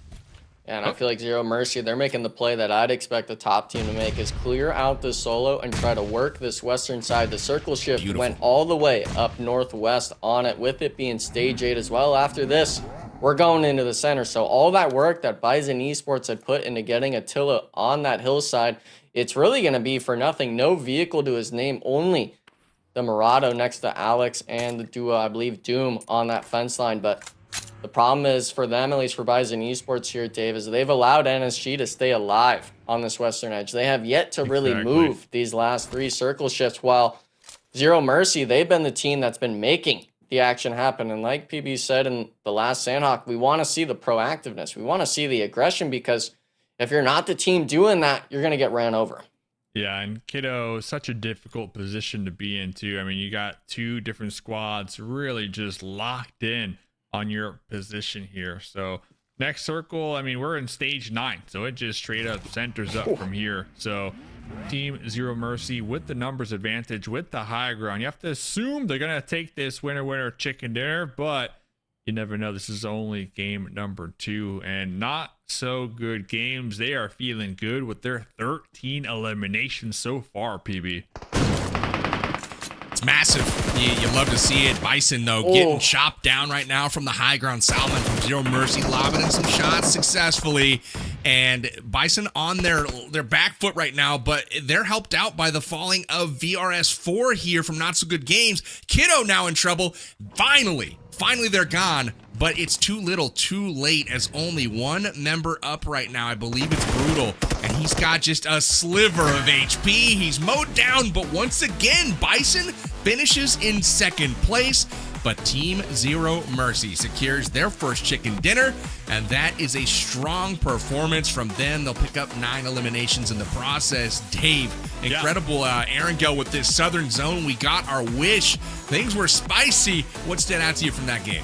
Yeah, I mean, looking at the qualifiers to get here, right? Team Zero Mercy had the most winner chicken dinner, so they definitely had the game plan, and they know how to show up in the late game with their numbers advantage, and getting the win right there, baby, with 6 eliminations going their way. But not so good games, Enigma. Truly impressed with their game number 2. I mean, talk about a comeback from game number 1. Kiddo alone, 9 eliminations. The whole squad had 14. So that's a huge come up on the overall leaderboards right there, in only 1 match. Yeah, and I believe a lot of that game, they only had 3 members up when it came to that sort of shift. As soon as BISON Esports got under them, I believe they took one of those NSG players out, but still came up to the very end. Unfortunately, it had to be Kiddo being that first player knocked, right? It had to be VSN4 being that last member upstanding, but third place, you'll take it right. Those 14 eliminations, like you said. But for the most part, man, I mean, this bridge play, everything, it seemed for the first 2 or 3 zones, Powerbang, it was just kind of all over the place. Weird circles, man. Not a lot of familiarity, I don't think, with a lot of these teams having to play a zone this far south. And then not only did we get the southern zone, but we saw the hard shift further south, so everyone going to that southern edge. We saw all kinds of animals in play, horses and the like, but good action through and through right now. MEZEXIS getting mowed down. 4 Sexy Frogs able to add a bit of momentum. But again, you got to tip your hat to Not So Good Games in this one. Kiddo, like you mentioned, with 9 eliminations by himself. That was as much as the top performing squad of any other team. So again, Not So Good just crushing it here this game. You can see Kiddo doing work, and I think that right there was the turning point of this final circle. BISON Esports had all the momentum and position on their side. They were battling uphill, but again, not securing that flank elimination really cost them, as they were able to lose a few members. Zero Mercy capitalizing on that high ground position. They're going to take this chicken dinner home in 27 minutes time, 9 eliminations to add to the total here. So they're going to be sitting pretty good here in the standings, which we'll check on in just a minute, Dave.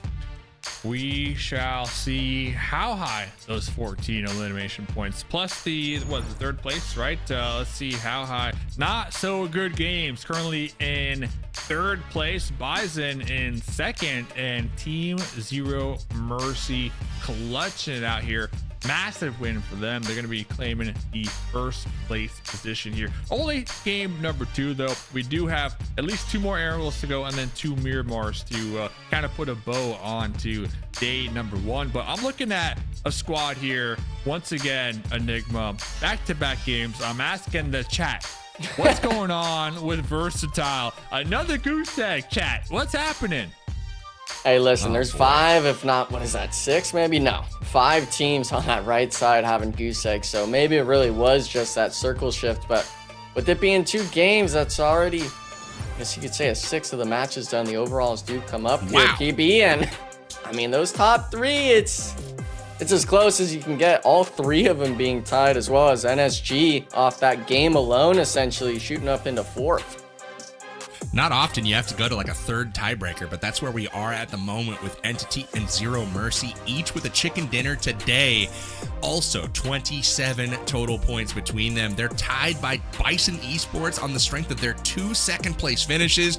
Again, that's a team for me that's really standing out, and not so good games, having a really impressive showing. But you know, those are the teams that have been really strong and consistent all day long today. Golden Eagles only put up 3 last games, so they're going to find themselves in 5th place right now, whereas Almost There got blanked in this one. Not quite their match, but they'll still sit in 6th place with 20 points, and that's kind of where that first line in the sand is drawn. Everyone below 20 points. Got 4 Sexy Frogs, Dark Esports, and taking a peek at the second page, we've got some teams with some work to do, Dave. Versatile, you mentioned the chat favorite. Chat, you got to send some love, man. We got to get Versatile going. We're 16.5% done with all the games. They still got 0 points. We got some work left to do. Yeah, and I feel for Dark Esports. They only walk away with those 5 elimination points. They had such a strong position down there on the coastline, but the timing was everything, right? Dark Esports, you can't move too soon up north because then you'll get backstabbed, but also you can't spend too much time trying to flush out those stragglers behind you who might be doing the backstabbing, right? So very difficult position for Dark Esports, but I'm happy that they walk away with at least 5 points going the way. Almost There though, group up. All right, we saw what happened in game number 1. You killed it, you slayed. Game number 2, all over the place. We can't have that. We can't have that, especially for the top qualifier here tonight. I couldn't agree more. Almost There got picked off one by one. There was 1 member remaining that could have backstabbed Dark Esports. It didn't work out for them as Dark rotated away, but that will do it for our first game of Erangel action. The good news is we've got 2 more of those coming right up. Don't go anywhere. We'll be back with game 3 in just a moment.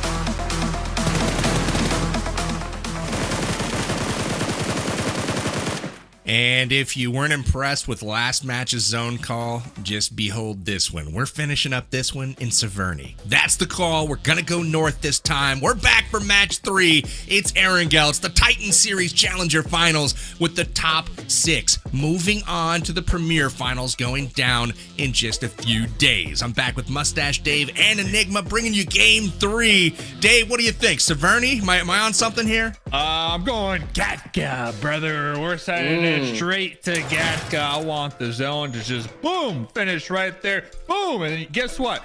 Guess what? 4 sexy frogs. Boom. Get the winner chicken dinner. That's what I'm doing. Game Hold number 3. on. You're going crazy. I like the zone picks. I gotta pause for a moment though before we go too far into this one. We've been so on point with moving this broadcast along, coming back from these breaks. We're forgetting to get the team picks here. Who do you guys think's gonna take the cake here? Get that chicken dinner for game 3. Enigma, give me your prediction. We got to be going with BISON Esports. 2nd place, 3rd place. I mean, come on, they got to get the winner chicken dinner at some point. And I'm not a fan of Dave's pick because I feel like him calling it with the zone. I feel like he's read the script almost here tonight. All right, Dave, give me your prediction here. BISON Esports is the call. They finished second, I believe, twice. I don't know if they're capable of first. We'll see in this game if they are indeed. But Dave, who's your pick? I'm feeling not so good games. 14 eliminations. We're back on Erangel. I mean, you gotta get that snowball going. If there's ever a time to have the back-to-back solid performances, it's this game here, PB. Give me Golden Eagles, Dave. That's who I'm taking in this one. So I'm liking the way they look so far. They've got 21 points, sitting in 5th place. I think this is the one where they get it done. You know, we've got Rich Esports heading up to Severny right now. They've clearly heeded the call and see if they get that zone. Well, we're not quite in Severny, but maybe Stallber's in play. Who knows? Center's up on the east, and there is absolutely no one over there. The zone is wide open for some early positioning. Enigma, what do you think the teams need to do after seeing this circle pop? I think you got to start driving. I was expecting it in the last match, especially with it being that southern plane path and the military base zone, but a lot of these teams looks like they're going to opt just to take their normal drop spot. I think that last match kind of just plagued them a bit, made them realize, hey, you know, we didn't really get to loot our spot like we usually do in tournaments or scrims. But that being said, we say Kitty Lover, unfortunately, for Versatile, stuck on the roof. 4 sexy frogs, 2 players angling them out on the rooftop. And wait a sec, we're also taking shots on the Quiet Chaos. So 4 sexy frogs, another strong start. It seems at least, hopefully they can get this elimination easily under the belt. And oh man, Versatile Dave. I feel like this is going to be 3 games in a row for the donut. Gonna be 3 games in a row. Kitty Lover, though, on the roof. It's gonna be 3 games in a row. We walk away with, you know, the most stylish player award here, at least here. I feel bad. Kitty Lover's making it into a lot of highlight reels, Dave. Yeah, it definitely has been. Just not on the side you want to be on. You know, on the opposite side of the highlight reel. And well, Versatile already down 2 squad mates. Unfortunate for them. Oof, that hurts. Wah, wah, wah, wah. Oh well. Hey, there's always next game, but we can only say that, you know, a few more times because there's only 2 games. There's only 2 days of Challenger Finals, and we've already played 2 out of the 12 games. This is our 3rd of 12. Zero Mercy, though, not a team that needs to be worried at the moment. Again, the top 6 teams move on. That's everybody from almost there on up. So anybody with 20 points right now is in the clear, but that's the line that people are trying to stay in front of. So, again, 0 points is not where they want to be. Yeah, and I feel like so early on, we were seeing jumps of 6, 7, 8 placements off of just a top 3 finish with some eliminations under your belt. So with it being so early on, I feel like that number, unfortunately, for those teams down underneath 6th place, you're not going to be making those 5 or 6 player jumps after essentially this first day. You're only going to be maybe jumping those 1 or 2 slots. And obviously that number as well, that 20 marker for points, like you said, that's only going to be growing right as the tournament comes along. And I really hope Versatile at least gets 1 point here. I don't want them to really kind of be a quarter of the way through the tournament and unfortunately not even have a single point to their name. But hey, they're the ones playing the PUBG Mobile game, not me. And For the top 6, I do like the list of teams we have in here, but these middle of the pack squads, Dave, 4 Sexy Frogs, Dark Esports, that last game especially, I feel like we've seen a lot of moments out of them where we could see them jump into that top 6. Let's hope so. I mean, let's hope so. We still are at the beginning of the tournament. I know I'm getting ahead of myself here, Versatile and, ringing the alarm bells or whatnot. We are still day number 1. This is only game number 3. So one solid performance like we saw from not so good games last game with their 14 eliminations. I mean, that puts you right back in the running. And realistically speaking, top 6 is the goal, right? Top 6 makes it to that next round in the best of 12. And that next round is where the $20,000 is going to be on the line. But after, we get to the end of today and say you still are sitting on 0 total points, though, I think it's fair to, check you off here for the tournament, because that's just impossible to come back from, in my opinion. So if I'm looking at Versatile, if I'm looking at MEZEXIS, I'm looking at, we even saw Quiet Chaos. They had a really strong push on game number 1, but then after that, kind of lackluster here. But like I said, I might be getting ahead of myself here, fellas. So what do I know, right? What do I know? You know a lot, Dave. You're selling yourself short here. I feel like you've made some good calls in the past, but you're right. I mean, right now, 27 points is our 3-way tie for the lead. And 27 points, I mean, we can see that literally accomplished in one game. So Versatile, it may not happen for them this game with just 2 players. But again, a 20 bomb with a chicken dinner, that's 30 points on the board. So it's certainly not time for the alarm bells just yet, but you gotta think halfway through day 1, it would be nice to have an elim, at some point. It would be, right? Maybe some damage. They didn't even get any damage last game, so I'm thinking that might be good. So first step, maybe bring something other than fists to the fight, and then second step, fire the weapons, and then we'll see where it goes from there. So no big deal though. We're looking at other squads too that need to pick it up. You mentioned Quiet Chaos. It has been a bit chaotic. They're certainly not one to shy away from a fight, but they've got to work together better as a team. And we can see MEZEXIS running in the distance right now. That's another team that I thought was going to do pretty well in this particular tournament, but they are struggling also. Only 1 elim on the day. And that is all of the points that they have. Again, 5 bonus points coming into this one as one of the teams knocked down from Premier, but MEZEXIS struggling as well. And then everyone else, they've got their work cut out for them, as it's a clear top 6 right now in my eyes. So again, top 6 move on to the Premier Finals, and that's what all of these teams are trying to do. Premier Finals is the teams that will be moving on to the next stage at PMSL Americas, as well as eligible for that $20,000 prize pool. So Enigma, again, Golden Eagles for me, this is a team that I have strong hopes to win the whole thing. Yeah, and I expect them to really be able to kind of move forward and perform the way we expect them to. Obviously, in the previous Titan series, we've seen them maybe fall short when they reach that Premier Division Grand Finals. That season 7 was very close for them to qualify for America's, right? But being close doesn't get you there, right? You got to finish. This tournament, of course, only leads you into the Americas. And after those partner teams, which we know how dominant they are, even with our top NA squads in the lobby, we're looking at those 2 next squads, right? 2 teams able to go to that LAN event into Brazil, not only to play for the $20,000 online here in the Titan Series, but as well as that $200,000 on the line with the free trip to Brazil. So these teams, there's a lot at stake. Obviously, this might be the first time they're up under the lights and cameras, Dave, coming into this event. But if you're looking forward, if you're looking at each match one by one, I feel like we could very well see someone do that. $200,000. That's insane. So we'll see. Imagine qualifying, you sign up with the boys in game, and you're here now, you make it to the next round, and the next thing you know, $200,000 is what you're competing for. I mean, that is literally the dream. So let's see who's trying to accomplish their dreams here tonight. Day number 1, season number 8 of the North America 2025 PUBG Mobile Titan Series. Next circle did go up. We're looking at the digital age as they were able to get a nice little leapfrog in front of the Golden Eagles here. Hunter with the M4 spray down 4 times on the rooftop, missing the mark, but at least they're gonna have a nice little 2-2 split for the time of being here, PB. Got away a little close on that one. Golden Eagles running by. He had him down to just a sliver of HP. Hunter not able to land enough shots to get the knock.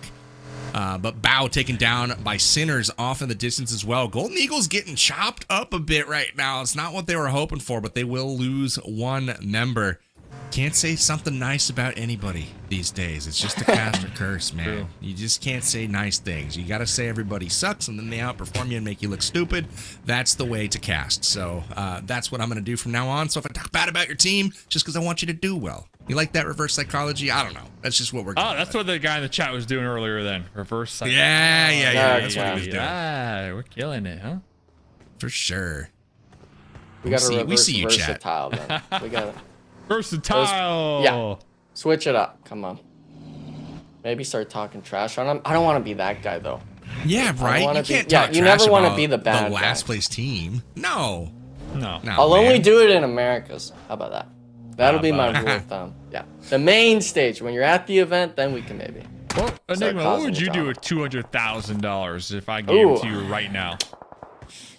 We're getting a lot of skins in PUBG Mobile, to say the least.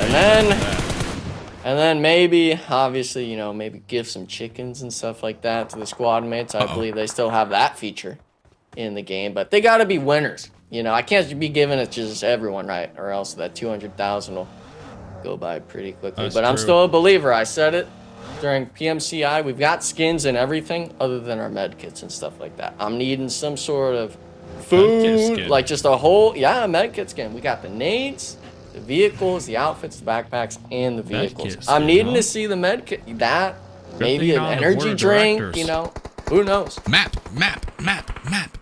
We got zone coming in 10 seconds. I like MEZEXIS' position right now, but where's it going to go? This is going to be a telling one. Most teams in their cars right now on the move, trying to preempt the shift. It's central. No major happenings here, but Rich Esports has got to be happy. That's a strong compound to own, and they are dead center in the circle with loads of sight lines all around. This may be the opportunity that Rich Esports was looking for to get back into the action, because this action will certainly come to them at this point. Nice shots from Entity. Down. Yeah, still holding it down here. They're going to be applying some pressure, getting some damage on the board, but even if they get a knock, I don't realistically see them getting the flush here unless like somebody gets knocked down the wide open, which could happen. But Entity really just making sure that their pressure is felt, making sure that nobody crashes upon their 2-2 split right now, as we have a couple squads like MEZEXIS. They're able to find Mansion, but then you got like the 4 Sexy Frogs down there, Dark Esports, a couple squads in vehicle rotations right now looking for that hard cover. And I think if you're any squad other than Team Entity here, every rotation for you is going to be a bad one. This outside, too many open spots, too many sight lines, I guess you could say, for these other teams that are already set up more center to be able to take those easy shots on you. And for MEZEXIS, yeah, they're stuck on this Mansion side, just hugging the edge of the zone, but the nice thing for them is if they have at least 3 vehicles for all 3 of their players, they will be able to make this next rotation and a lot easier than that southern side. But with it being still stage 3, I expect these teams to have to make quite a few more rotations before we can consider it a late game sort of circle. And I got to make note of it, PB. You were talking about Rich Esports early on. You wanted the Severny drop. They were the team that dropped there, ultimately ending up, in my eyes, the best position in this circle shift. So I'd like to see Rich Esports hopefully make it past the top 8, maybe even into the top 4 situation to really shoot up that leaderboard from 13th. That's a great call out. They did get to position early, and it paid off for them. I see 4 teams right now kind of in this mid-stage circle that are really well positioned to defend. And that is Rich Esports, it's Entity, it's Sinners, and it's Silence Esports. So all 4 of those squads kind of good positions right now, holding their ground. Everyone else on the move, looking to find their position at this point. MEZEXIS, they had a good spot in Mansion, and they're now joined by Versatile. But these gentlemen here are on the very, very edge of the circle. So undoubtedly they'll have to move. But these 2 cellar dwellers are going to have to fight it out at the moment. Yeah, looks like Versatile, when their squad mates getting pieced up real quick. Here comes MEZEXIS grouping up, trying to get the confirmations over here. Nate gonna be trying to get that last minute pickup, little Molotov spread. Looks like the wall will be blocking that one. So Nate does get the pickup. Has his shotgun. SK12 jumping. Taking out midair right there. Versatile. It's all right, Nate. This Get him next time. Alive. Just Get one. him next time. Just one. Happens. Please. The dude that got picked up just said, "See you, Nate. You got this, man." He left them. He left them in a heartbeat. Oh my goodness. At least he's That's a repairing it. tough The one, Swallow. hovercraft, that's the vehicle you want, I Nate's guess. not In reviving any that dude spot. ever again. I'm just saying that right now. First and last time. Just turns around and runs. See ya! See ya. Hey, at least he's got some damage on the board. 37 damage. We're moving in a positive direction now. This is a team here that I've got my eye on. This is BISON Esports. These guys have finished second a couple games in a row. They're gonna get hit on the flank right now though from who is this? ZM, Zero Mercy. This is the team that they went up against in the last game, Final Circles. They got a chance to get some revenge here. Attila laying down the shots, and they also get third-partied from any winner. So this is tough going here for Zero Mercy. They're trying to find a spot in Circle, and they're just not able to do it right now. Yeah, the Circle, unfortunately, really just half of it being that Yasnaya field on the north. Only the teams in the compound sitting comfortably. We are seeing, I believe, on that eastern side as well, quality control, full sending through the VN solo all the way into NSG, the top dogs from last game, essentially on the elimination counter now. Having one player knocked, all of them kind of scrambling to really find a position in this rotation here. Two players down now, NXC being 1 HP, and I mean, that rotation, a little sloppy in my eyes, but it's really kind of just a matter of how the zone played out, Dave. Just, yeah, and there's not really any spot here for you to play comfortably. The hovercraft giving them some false confidence right there, just feeling unstoppable. But Rich Esports sending it through the smokes in the dip. Dark Esports are a couple of their members bleeding out, popping over here with the DBS. And look at that. From the side of the monster truck. That's a surprise if I've ever seen one. Does get the knock, but Dark Esports eventually eliminated in the Clown Fiesta right there in the dip. That's a tough one. Rich Esports had that compound, and they sent 2 of their members out. And they're like, you know what? Let's go run some people over. We're going to have some fun. They did have some fun, but it cost them. They lose 1 member in that skirmish. Rich still has 3 up. They do have the compound. But I like the move by Quiet Chaos. You guys mentioned it was a bit sloppy, which I agree, but they did secure a spot center zone. And we'll keep an eye on how that develops right now. Not So Good Games has been incredibly active, trying to push their way into center zone as well. They're there, but now it's just a matter of fighting off the opponents directly in front of them and hopefully trying to find some safety here, because it is getting a bit dicey for them. They got all 4 members up, though, and 3 elims right now to their name, so they're having a strong game 3, and this is a team to watch out for at the top of that leaderboard, Dave. It's getting dicey, but they're used to it. You know, they call them the Dyson for the reason, because they're out here Dyson 24/7. So Not So Good Games. Blinky Pronin right there, a little 2-2 split action. We'll see where this next circle takes them. I mean, the favors, yeah, the odds are definitely on their side here, as they're going to be favored. But Golden Eagles out here on the edge. Kuba looking for the flush and confirmation onto Baby. Now with the follow-up, missing the mark here. Gonna be solo dolo for the time being, because his squad mate still a little further back, was trying to get that last minute heal up, was able to pop into the buggy, now trying to get some additional sightlines here, Enigma.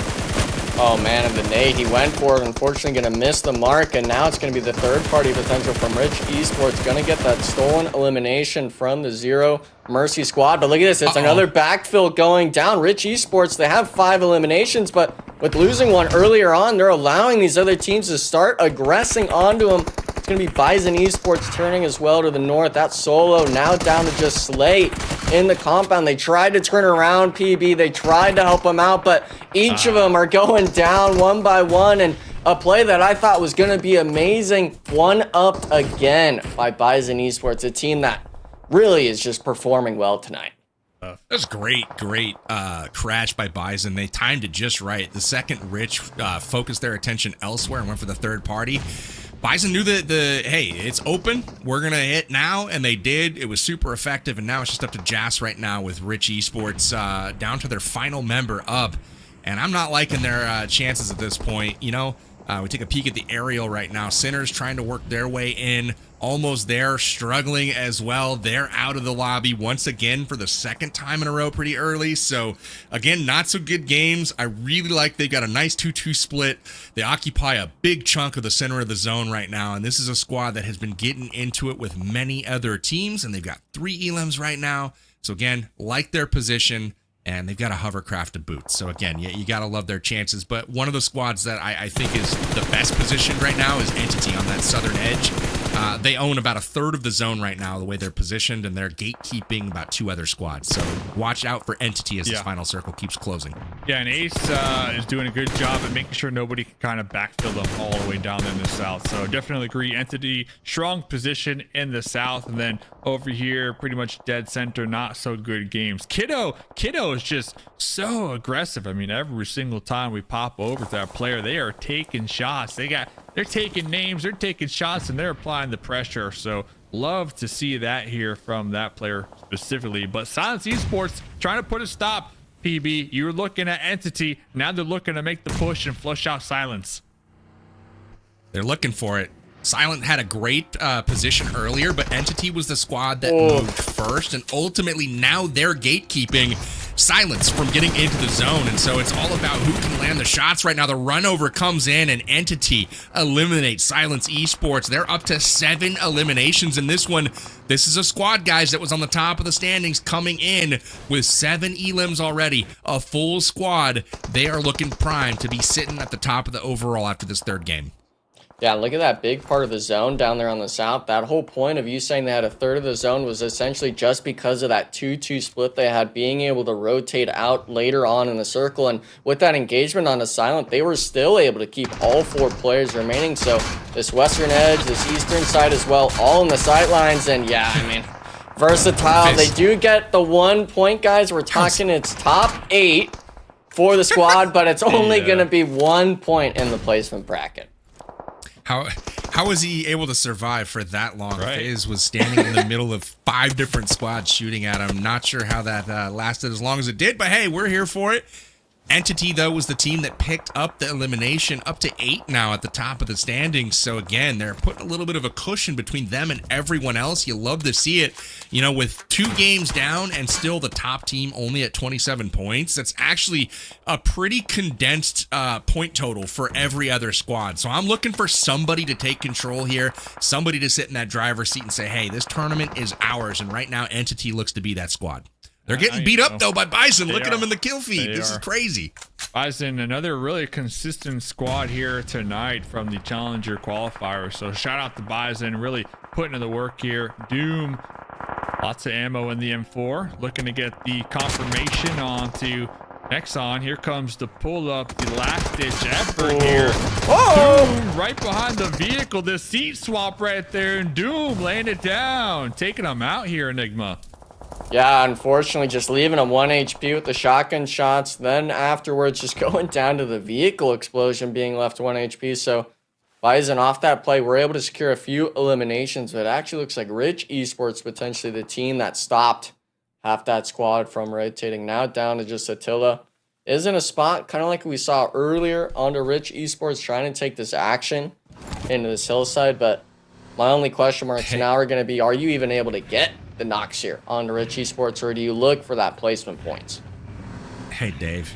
Yeah. Do you see center sneak, or not centers, but Quiet Chaos sneak in a little bit earlier? That sloppy push into the center zone. Hey, they're still there. That's all you need. They're still there. They have position. They're chilling. I don't know if they've shot in a while, so I don't know if people are aware of them. We'll see. But, you know, Quiet Chaos still making their mark at this point. They have 2 elims, and they're sitting in a good spot in the zone. I got my eyes on them. I want them to do well, but everyone right now on the northern part of the circle, no one's making use of the south at all. Everyone eliminated, so things are going to get dicey real quick here. Yeah, I'm still feeling not so good games after their last performance, 14 eliminations, so we're not quite there yet, but they still got the entirety of the squad alive here, right there on the edge. Kiddo a little pushed up in the front lines, doing some scouting action here. And like you said, Quiet Chaos is going to be kind of lingering in the area on the roadside, and I'm not sure anybody is quite aware of their current position yet. But not so good games, Enigma, the only full squad that remains. Yeah, and I'm liking what I'm seeing. Whoever's playing that off angle, I believe it's Blinky, P90 in hand. We've seen people like Coops and such as that being able to really perform. And PB, I know exactly why you're laughing. No one on the south side. We're going to just send the zone over there. There's no one in play. You're going to have to drive over there. I'm laughing because of Quiet Chaos. They got zone again, barely. So they're just able to chill. Again, I don't know that people are aware that they're there. Not So Good Games is going to run over this hill. They see, obviously, Scarface in the distance. Okay, they are starting to move. Sinners is trying to take that center zone. They are going to drive over there. But I'm thinking they're going to step on some snakers here shortly. Blinky goes down. Sinners is able to land the shots here. So this is going to get interesting really quickly. And Rich Esports, despite having that early position, they still have 2 up, 7 eliminations to their name. Rich Esports is making the most of it here, and I'm liking the turnaround I'm seeing from them here in this game 3, Dave. Rich Esports. They definitely needed it. 7 eliminations going their way. This has been a squad that really their bonus points have been holding them up here, but now we really can't say that. Down to just a duo. But still, their bounce back performance. Here comes Not So Good Esports with the wraparound. Hey! Little backseat action right there on the buggy. So Not So Good Esports looking to get the full sweep over here. Get the zone control. Wow, nice shots. Look at this. Sinners. The last one alive from downtown. Connecting onto 2 of them. Can we get the third one? Kiddo trying to toss some smokes. Trying to keep his squad mates alive just a little bit longer right now, Enigma. Yeah, but the problem is for Sinners is the fact that Rich Esports decided to make a play right after Not So Good Games made the rotation. So that squad, as a 4-man, essentially whittled down to a solo. And if you're NSG, you're fine with leaving your teammates down on the ground a little bit. It's only their first knock. Actually going to be Migsy getting the knock. So given the call out, hey, get the 2 players up. All we have to do is stay alive for these next 20 seconds. Make it into the circle shift. And goodness, these nades. I mean, NSG, they're working with nothing here, PB, and they're making magic happen. They really are. I thought Quiet Chaos was going to end up with 2 alive and numbers on their side, but Rich Esports, Not So Good Games, they're going to have to go head-to-head here and finish each other off. This is interesting. Can he get this? Can he get the kill steal? Yes, it looks like he can. He pops up and gets it done. Now Jas knows he's there, and it's going to be Rich Esports looking at Quiet Chaos here. Shots in from Who, not able to connect so far, but he's right on track. Here they come in from Rich, not able to land either. There's a nice stare down going, and it looks like it's going to be Dave's pick. Not So Good Games taking this one with all 4 members just waiting at the top of the ridge right now. 4v1 or 3v1 situation going up against Rich from, or not Rich, that's Jas from Rich Esports. So, hey, Not So Good Games, guys. Winner, chicken dinner. This is another monster game from them in a row. 12 elims in this one. They lead every squad out there with 2,300 damage. Not So Good Games. We were kind of chatting about this at the beginning of this game, actually, like that reverse psychology, right? So, yeah, Not So Good Games. But in reality, the team with the best so good games so far here tonight. Last match, 14 eliminations. Not quite getting that winner chicken dinner, but now pulling it in here, getting 12 eliminations with the winner chicken dinner. And you know what has me worried is we still have 1 more Erangel to go. So if I'm these other squads, I'm looking at Not So Good Games. They're feeling it here, fellas. Like they're on it right now for at least Erangel. They really are. I feel like 2 teams right now are starting to kind of extend that lead, push themselves out in front. That is Entity as well as Not So Good Games. You could possibly throw BISON Esports in the mix as well, maybe a solid top 3 right now. But ultimately, really strong performance once again from Not So Good Games. That's the 2nd game in a row where they put up double-digit elims, this time coming away with a chicken dinner. Enigma, we look at the replays here. Versatile getting into it once again, not working out for them. What do they got to do to turn things around? They got 1 point, okay? I'll give them the benefit of the doubt. Now we make it 2, and then 4, and then maybe a win at the end of the night. Who knows? But back to the question you asked me, that's a team that definitely just needs to take a book out of any other squad at the top and say, hey, look, we need to be as a 4-man, not getting caught out off drop, not getting caught out on vehicle rotations. We need to be able to shoot our guns. Dropping 0 damage, 37 damage total in these sorts of lobbies is only going to be a struggle for you to deal with. And then not only, let's say we were to throw them into the Premier Division Finals, right, Power Bang, they're only going to be suffering even more. So Versatile, I need to see the aggression out of them more. And for these other squads that are maybe even performing a bit better out of them, do the same thing. Don't wait for it to happen. That's a great point. You know, I really like that push from Quiet Chaos to get into the final circles, Dave. It was a little sloppy. They got there, though, and secured them a top 3 finish, right? They were able to stay there unnoticed most of the game. They did pick up 3 eliminations, but, man, I thought they were going to have a chance to win it for a while. Fortunately, it did not go their way. It did go the way of not-so-good games. 2,300 damage. That's a monster game. 12 eliminations. This is a team that is just putting it on everyone else. This time it's Migsy picking up 7 elims. Dave, you got to be liking not so good to win this tournament so far. They're looking pretty solid. It's looking pretty good for not so good. Honestly. So good. It's so good. Oh, and wow. Rich Esports happy to kind of see them back in the mix too, right? Because that was like a question mark for me. So let's check out the match rankings. And yeah, going back to Quiet Chaos, like underneath the radar, honestly, getting these placement points, like if things don't work out on the team fighting front, get those placement points, because at least when it comes to the 12 games today, fellas, or the 12 games today and tomorrow, the main goal is just top 6, right? So as long as you're top 6, you qualify to that next round. So however they get these points, hey, I'm a fan. All right, I'm not going to criticize it here. So PB though, here it is. Speaking of the overalls, I want to see him. Let's see how things have adjusted. Obviously, not so good games is going to be on the top. They're sitting with a nice little 10-point margin right now. But you mentioned, you know, some of those teams, they've got to be cruising up towards the top page here. But Team Entity sitting at 38, BISON Esports at 36. Those are your top 3. Again, those are the ones that have stuck out to me today just through their consistent performance. Everyone else is, you know, they've had their moments, but haven't been able to put it together all day long. But the biggest mover here, Enigma, Rich Esports, all the way up to number 6 right now after a strong performance on the second Erangel.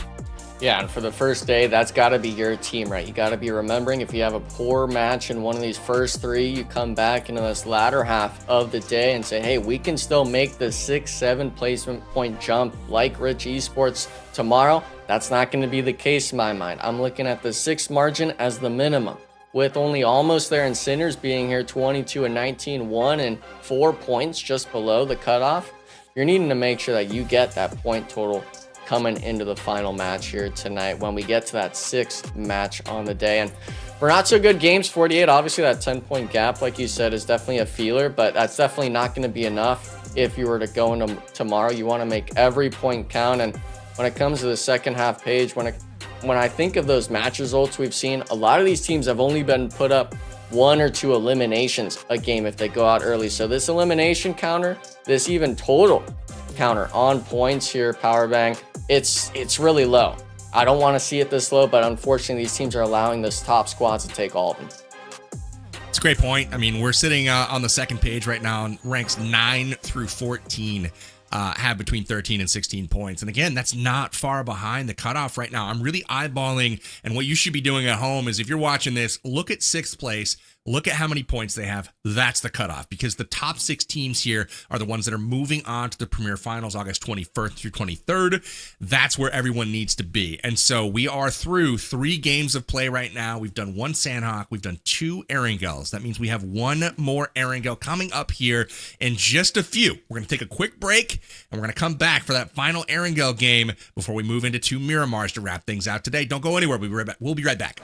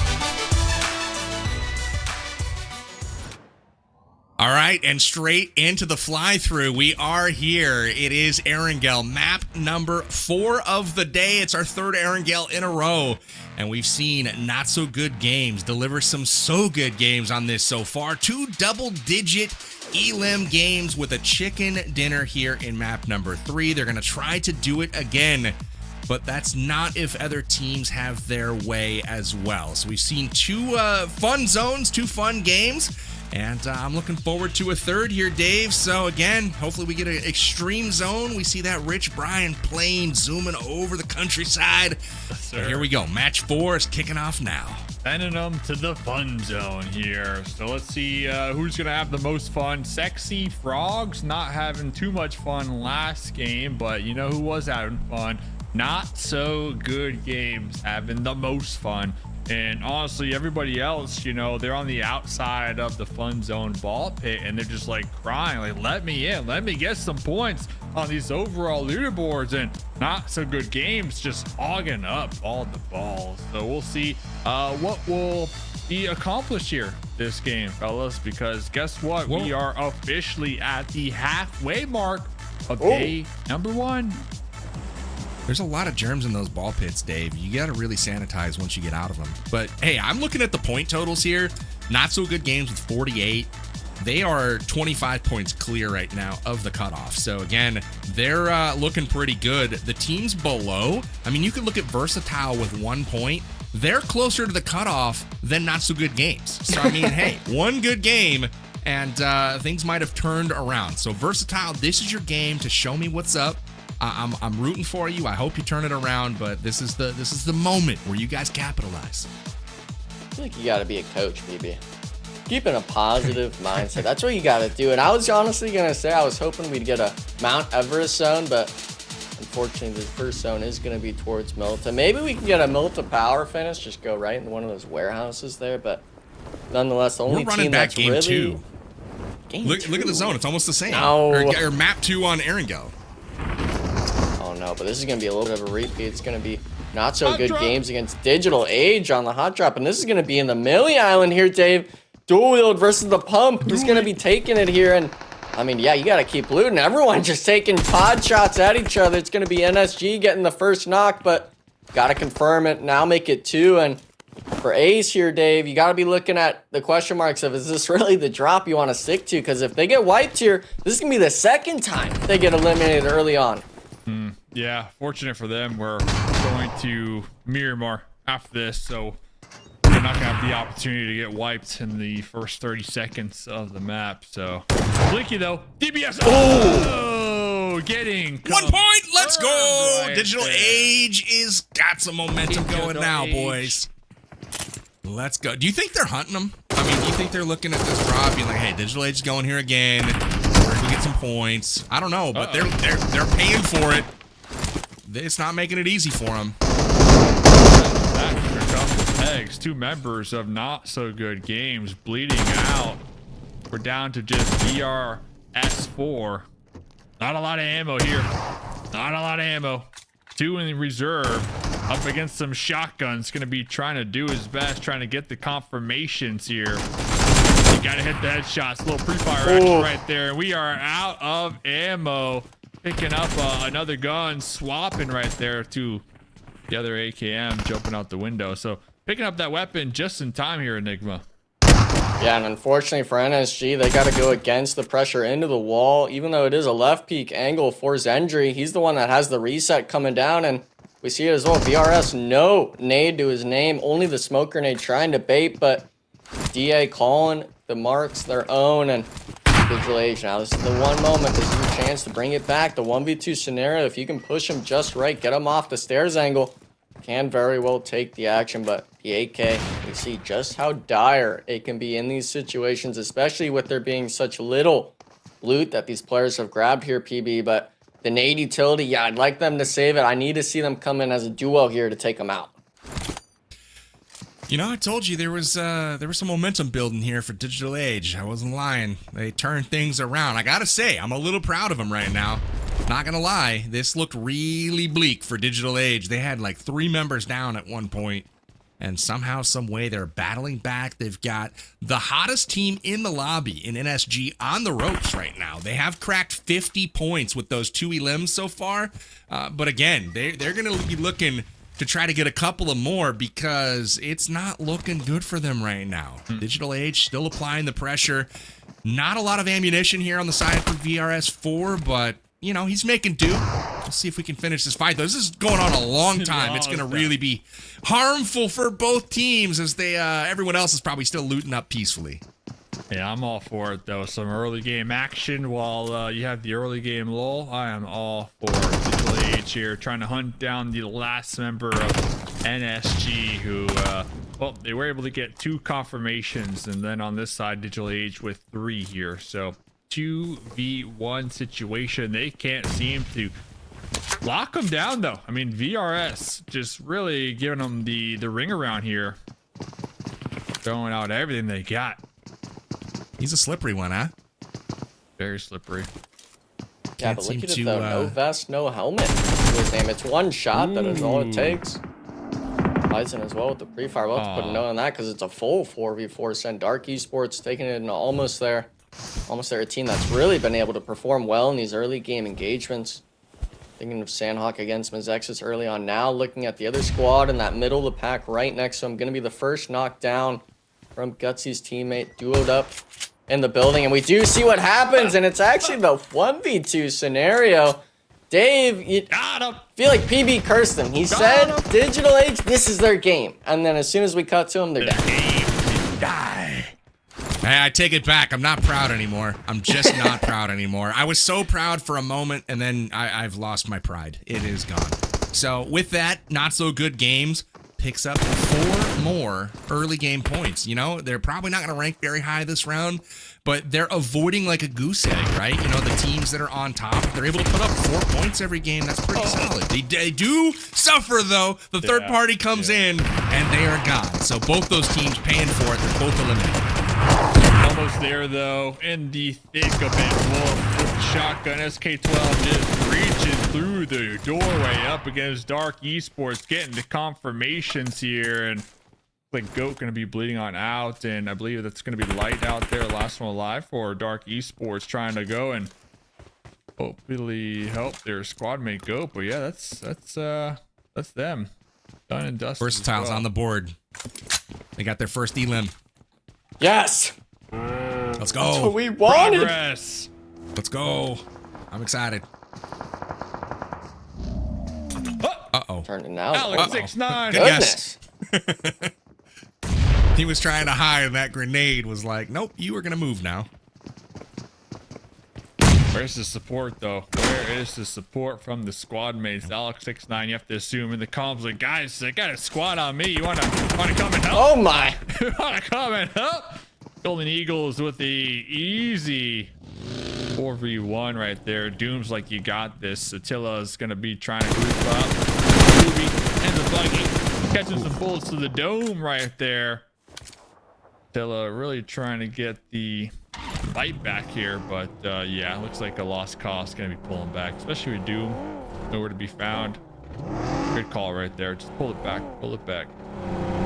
That was a tough one, man. You were right. They were really disjointed. You had Alex 6'9" kind of caught out by himself in a 1v4. The team was driving to support him, but I don't know if they were, you know, on Mars or what. They just took a long time to get over there, and it was just too late. Guy got burned up, blown up, and out of the lobby just like that. Here's the hard shift. Ooh. This just got interesting. The bridge is in play. We could go south. We could go north. It looks like it's going to be a northern circle. But, man, what if you're QC here? What do you do? I think you wait. I mean, the bridge play, you're going to expect that no one's really going to be holding the gas station. Maybe even just send Solo out there in case it pulls north. If you're Quiet Chaos and it pulls south, this is a game that you drop 15, 20 potential eliminations. Unfortunately, though, the team that was able to at least put one up on the board, Versatile now forced into the fight against MEZEXIS, had the one elimination early on to him, but now Atlas in the 1v2 not finding the shots with the AUG. The DBS will reign supreme in that engagement, and now we see it Nate. Seems like the last 2 players we always see out of the Versatile squad. Fizz as well. Elsewhere in the compound, MEZEXIS now trying to regroup. I believe they do have a player knocked on the backside of the building. So will be a struggle to try to get that revive. And this isn't even the only fight here, Dave. Team Entity now, second place, down to just the solo. They're taking all the casualties. Bro. Oh, bro. That's not what we're trying to do. Entity. Maybe slipped a little bit there on the grenade. I don't know. Just a little pressure, and you know, they're gonna end their game. So that was awkward. Anywho, back to other action. Other action, not so good games. Remember, they were eliminated early on. 4 elimination points, but I'm proud of them. I'm proud of them. Sinners Esports, little defense right there. Walking away with 4 points going their way. And yeah, I definitely agree with both of you. QC, I think just keep Big chilling down there in the south. You're the only team down there, so you got nothing but room to work with. But Versatile, Nate jumping out the second story, little 360 flick around to Rosie. But MEZEXIS gonna be taking him out with the DBS. And another question mark, where's the teammate at? He's all the way, he wasn't even close to that engagement. It's Fist, he is sprinting away. Remember this from last game? It was Nate getting back in the fight, and Fist is just running for the vehicle. Last time it was the hovercraft, this time it's a sparkly Lambo or running something. for gold. Something nice. And he left earlier this time too. He made up his mind about a whole 2 minutes ago. His last game. Well, you guys are right, though. Interesting circle developing. Everyone on the north side of this one, and only QC down south. So they're going to play for a little bit of luck here. They are not rotating at the moment. They're staying on that southern side of the zone. Interestingly, though, they are staying away from the bridge at the moment. They're far, far to the west side of the zone. And everyone else having to fight it out up top. Rich Esports about to get into it, but they have interesting positioning right now as well. I don't know how well they're going to be able to support each other. They are a bit split. And we've got BISON Esports moving in the background here.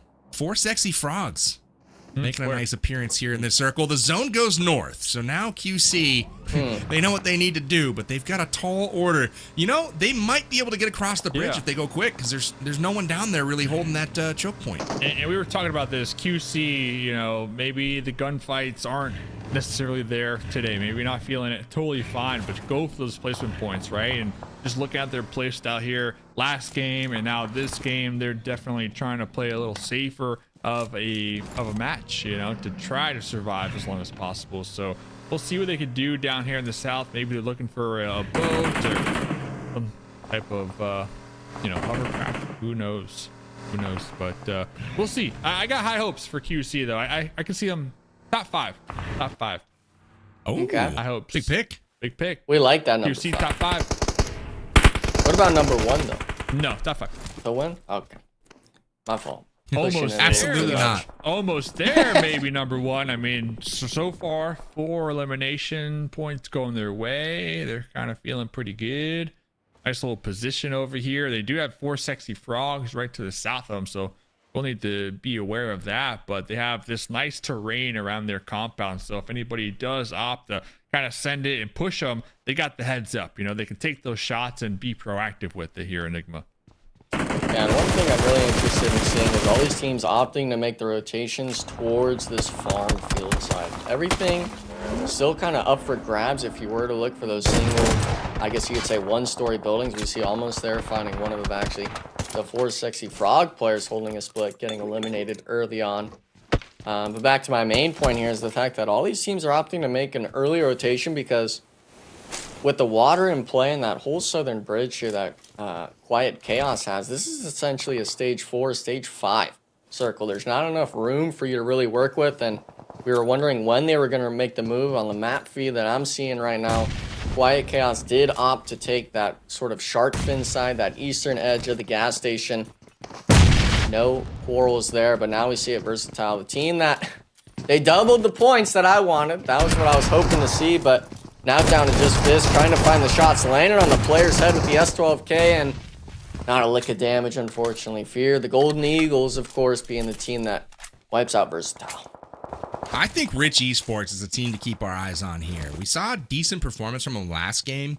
and it moved them all the way up to 6th place. Now, a couple of teams have leapfrogged over them so far this game, but now they're in a position where they've got like 6 squads between them and the outer edge of circles. So they've got good position.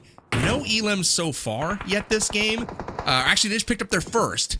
But this is a time where they can get securely into that top 5. I think they just got to deliver the goods at this point. Golden Eagles getting into it with BISON Esports. Those are 2 other top 5 teams at this moment as well. And it looks like QC, you know, they did get across with no issues. They're still alive and kicking. A lot of full-strength teams, though, at this point in the game. 38 total players left alive and 12 squads up. So, again, it's going to get bloody here shortly.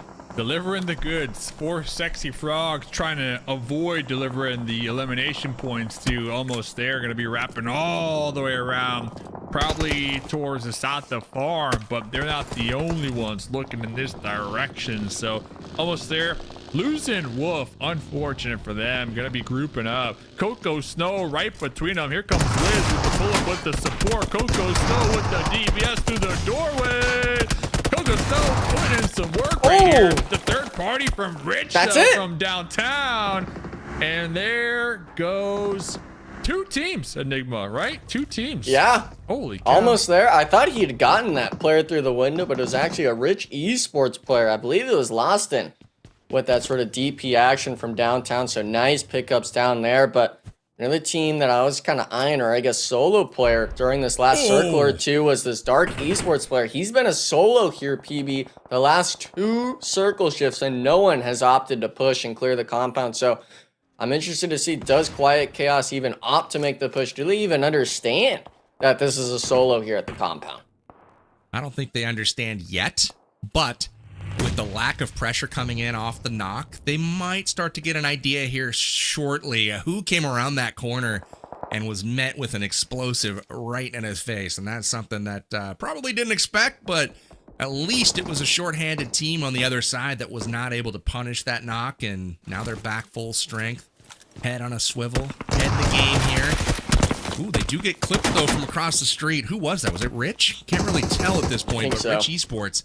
Rich Yep, is third definitely partying taking a everybody. chunk. Dude, Loston is going crazy with that DP28. He's going from range, getting all kinds of knocks. That is a weapon that is doing some serious damage in the hands of Loston. And we saw him kind of pick up the slack last game too. The Rich Esports, I mean, all it takes is just one really strong game and you're right back in it, especially with these short tournaments here. So match number 4, only sitting on 3 elimination points, but Rich almost had 1,000 damage done as a whole squad. And really, they got the priority here in the south. So let's see what they can accomplish here. Everybody trying to flush out Dark Light right behind this wall. Last wall alive here for Dark Esports. Here comes me. Getting a little thirsty out here from QC. Getting a little fancy over here with this grenade here, Enigma. And I feel like he's actually inside the building. He's not able to swing just yet to get this angle onto Light, but we see the hovercraft in the back as well as the duo on that rooftop. So it's really only a matter of time until Quiet Chaos gets right on top of the solo of Dark Esports. And we actually see it, Porsche. He's making the driver. I'm not sure if he actually is giving the call out. He is about to clear, but we can't be driving in the open. We can't be hitting anything in the open with Rich Esports right next to you now. Understanding he's in the building on the stairwells in one of these floors here, Powerbang. Dark Esports, though, he does have a chance here still when I'm looking at it. The 1v2, but who? Landing the nade from across the street, now forcing it into a 4v4 with Rich. It was who? Yep. Got it. Okay. Got it through the window. Sorry, I thought you were asking who. Through the grenade, but yeah, it was him. It was who. Hey, it looks like Zero Mercy gifted the zone once again here. So they're liking Erangel so far. It's being friendly to them, but now they've got to earn it as it does center up on Farm. Farm was the play. And it looks like there are probably 4 squads right now that are in really good situations. Rich, Silence Esports, and Sinners along with Zero Mercy. Everyone else trying to find their way in. That includes Golden Eagles. They're rolling up right behind Silence right now. Silence looks like they're going to try to move together and consolidate the compound. They let Golden Eagles by. There's not a lot of places to hide here. They're going to take the shack. I cannot believe this. Fear driving right by all the Silence and none of them opting to take shots. And here able to get this shack right beneath what is that, NOOBS Esports too, right there in the north. So surprised with that push. But checking in with the Sinners Esports, we saw them earlier on with a nice little defense on a warehouse similar to this. Looks like they're going to be holding this one down still, Enigma, with their 4 elimination points. And they did see Fear. They saw Fear. Yeah. They saw him. But Well, the thing is, well, Chuck was in right behind him. I was going to say, yeah, he took that other shack on the ridgeline because Noob Esports took too long to take control of that north side. And we did see BISON Esport rotate right across Sinners Esports warehouse side. They're going to opt on just the electrical tower, but unfortunately, they're not actually able to get up into it to get the elevation here. Powerbang, the nades are going to be an easy landmark for ZM to hit. And unfortunately, we're going to have to be prone in the open at some point. Doom now, the last remaining player. The third-party shots from downtown to confirm from Sinners. And yeah, the nade will do it. We knew they were going out at some point. 9th place, just short of the placement brackets. But that's not the only action here going on. Quiet Chaos now forced into the engagement with Rich. They really are. Nades coming in. Rich is about to get rid of their biggest threat at the moment. 3 members of Quiet Chaos are down. 2 about to get back into the fight. Porsche gone. And it's just up to NXC and Who at this point as Me exits as well. So down to their last hope here for Quiet Chaos. But Rich Esports really needs to secure the southern side as soon as possible. Zero Mercy has secured their farm area. They've got Sinners close by at the other compound. But things are getting interesting on the eastern side of this circle, where Golden Eagle's able to sneak in ahead of Noobs.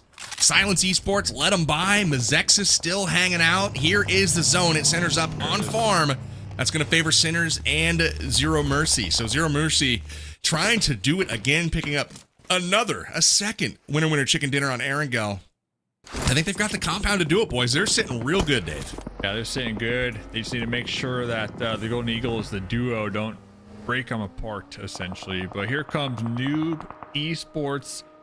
They did have 4. Looks like, oops, pulling an oopsie out there immediately. Thirsted and flushed in the process. And unfortunate for them, they didn't even make it into the play zone. They're still going to be fighting for a sliver of this new terrain here. They were able to leapfrog right ahead of the Golden Eagles here in the little Death Shack. Papa Tree stay in winter, all trying to take shots at them, trying to get that much needed point because Noob Esports currently sitting on 0.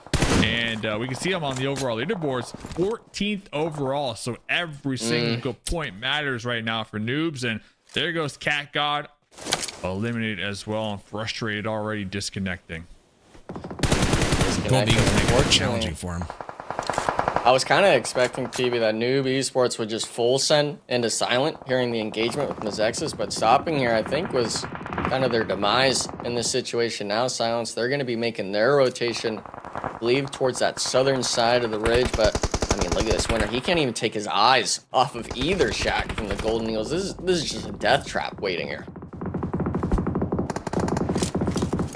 Silence Esports has been in good position at this point in the game in nearly every game, but it's this point where things have kind of fallen apart for them. I'm curious to see if their rotations are snappy enough to get to the positions they need. Right now, they're again on the outskirts of the zone. They eliminate Noobs, so that was their primary competition. Now their focus shifts to finding a good position. Rich Esports has moved out.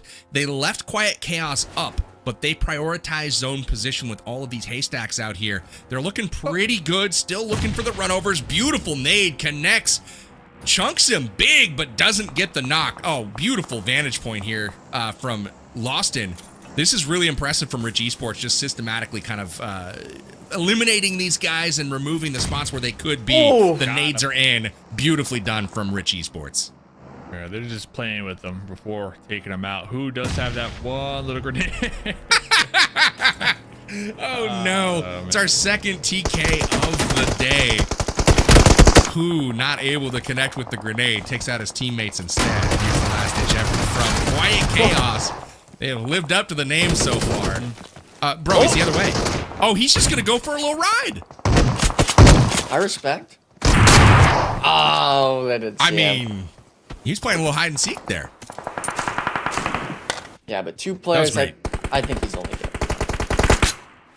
Nonetheless, that was, I believe, their 10th elimination for the Rich Esports squad. Still 4-man as well. I wanted to see them clear out that south side a bit earlier, but nonetheless, they have full control, especially shout out to production for the map view. But this eastern side seemed to be the death trap for a lot of these teams. Just going to be the silent esports duo remaining. And I'm seeing the circle shift here, Dave. I'm kind of feeling a Rich Esports win here. Rich Esports playing this one nice and slow, just flushing out all their opponents in their general area. Currently sitting on 2,300 damage done here. So yeah, I definitely agree. They got the numbers advantage. Sinner's still going to be up there in the north, finally forced to push out of their warehouse that they were holding down for a good amount of time. They're sitting on 6 points themselves, but Rich Esports doing what we've seen from them here all game long, and that's just using their vehicles to rotate, doing some proper scouting, and if they see anything that moves, immediately take the shots and take them out here. Powerbang 11 points going their way for eliminations alone. Great news, though, for the top three. We've got three full strength squads with 4 members apiece right now. I think it's Center's time to get kind of pinched here. We'll see. Rich Esports out on the outskirts in the open. They're getting chunked up a little bit. Everything seems to be looking their direction right now as these other 2 squads have the safety of compounds, and that's really, really going to be key at this point. This next circle is the one where it's going to force these teams to move in one direction or the other. And right now, we're still not really sure which way that is because Rich has the safety of these berms. They don't have to commit anywhere yet. They have the bulk of the zone under their control. So if it goes to the compounds, you're going to see one of those other 2 squads favored to win. But if it comes to the grass, Rich Esports could very well take this game. Yeah, and the win, I mean, just with the 2 other squads remaining, this could be a 19 elimination game. My only concern, though, for Rich is if they fully get this next circle shift, meaning both of those squads in the compounds have to rotate out, we might see a repeat of the last Erangel, where teams looking at one squad getting backstabbed from another, not being able to fight on 2 fronts. That's definitely a scenario that Rich is going to have to keep in mind. They have a lot of time. It's a big knock. It seems the last 30 seconds or so to think things through in their mind, but with the timer coming down to essentially 10 seconds, this next shift is going to decide it. That was a huge knock from Slay onto Sinners. Is you're right, there was only 10 seconds left until they had to rotate. Now the blue zone is on their back, so it's going to push Sinners out. They're going to have to move out of the compound. They do return the knock, so Rich will have to pick up their teammate, but again, not in any danger of actually losing and getting flushed just because they have that cover of the hillside. But now things are looking pretty good for Rich Esports. They don't really have to commit and go over the edge of that hill. They can still chill out there, and they're going to be able to hang out for a while, and it looks like Sinners is going to have to move out of their compound. So again, Zero Mercy looking pretty strong right now. They'll be able to delay their push as well. But man, could go any direction right now, Dave. Yeah, Frog and Baby, I believe, are going to be the 2 players. Oh, and MEZEXIS going to be just zoned in right now onto the Sinners. And then on the high ground, like you said, PB, Slay doing the same thing. So Sinners should be the first squad eliminated right here, especially with the blue zone going to start to apply some pressure, because not only do they need to worry about one squad, but 2 different teams looking in their general direction. So they're on the struggle bus right now, but at least they have 7 eliminations to end this match number 4 here. They chose not to pick up adrenaline. adrenaline. Yeah, there it is. Yeah, they lost a second one there. The zone is at their back now, forcing them out of the compound. They just didn't have the juice to keep him in the fight. That's a 3rd member getting chunked up right now. Scarface just barely able to stay alive. Pressure coming in from both sides. His Center's getting pinched at the moment.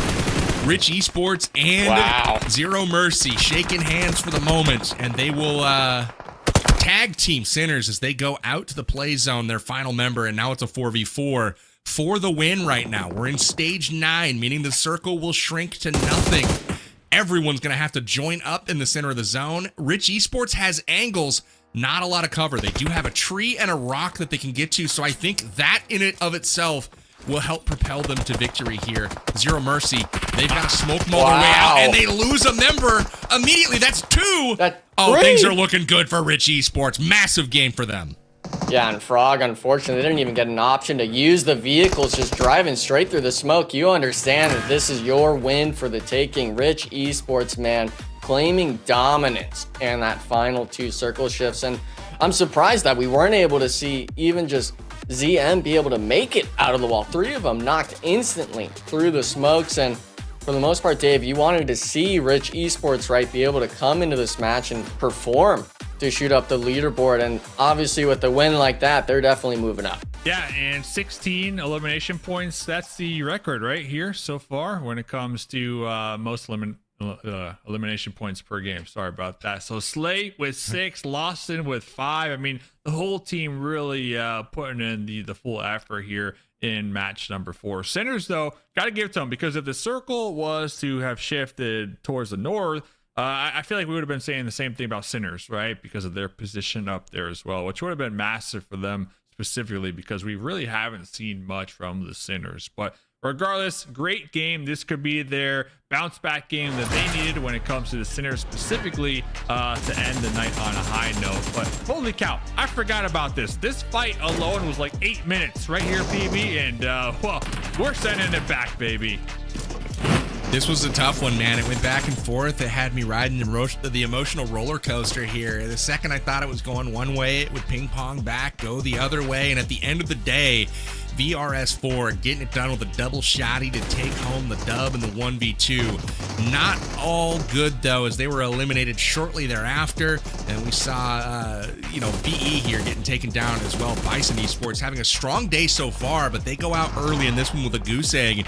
Not what they were hoping for. But honestly, for me, it was Rich Esports in this one all day long. They had the position from the beginning. They made the most of it, and they put out the pressure. You're not only going to see them with the biggest elimination game so far, but the most damage by a mile. So again, Rich Esports going from 13th after game 2 all the way up to who knows what, but they're certainly going to be in the top 5 after this one, Enigma. So really big, give big props to Rich Esports here.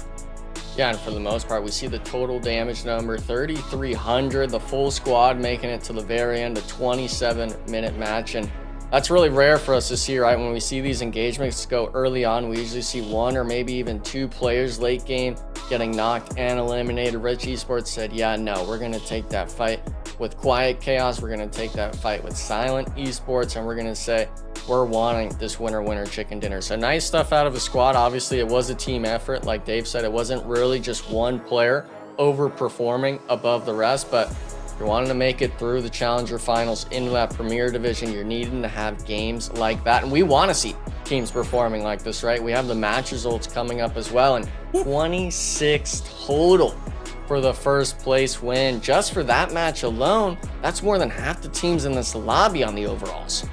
That's true. That might be enough to get them up toward that top spot. I mean, we saw a pretty big lead coming into this one, but again, Team Entity going out with a goose egg.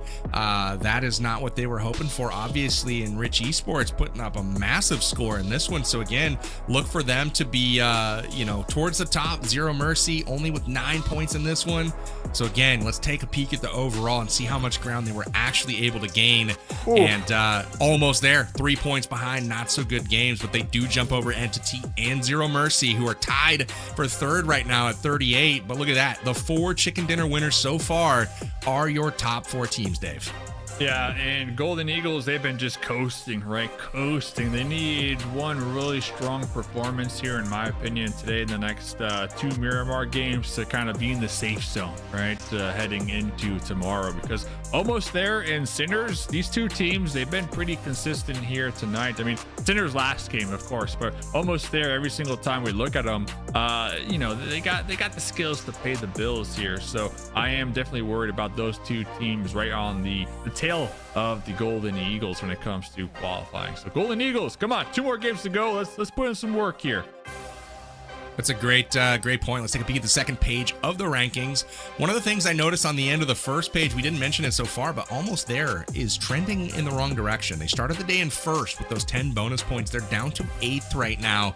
Ooh. And now we take a peek at the second page. Quiet Chaos up to 9th, so up 2 places for them. And Silence Esports also up 4 places to number 10. Sexy Frogs going the wrong direction here. And Versatile still trying to get things going. I am now sounding the alarm bell. They've got to, make it past the first couple stages of the game at this point, start putting up some points, because the Rich Esports is out there. They're starting to run away with it a little bit. Those 26-point games don't leave you a lot of mulligans, on the bottom of the standings. So overall, a really, really incredible Erangel set of matches today. I felt all 3 were really competitive, really strong. Dave, give me your final thoughts on Erangel for the day. I felt like they were really good matches. Final thoughts is I got a bone to pick with Angry in the chat saying that my mustache is glued on. Like, what's happening out here, man? Ooh. Come on. But all in all, I think some of these teams definitely took advantage of the back-to-back Erangel games. And for these teams that it might not have been your strongest performance here today, we got Miramar coming up next, so use it as like a refresh here for the overall leaderboards. Love to see it. And Enigma, we will come back in just a moment for Miramar. It's games 5 and 6 coming up next. It's my favorite map.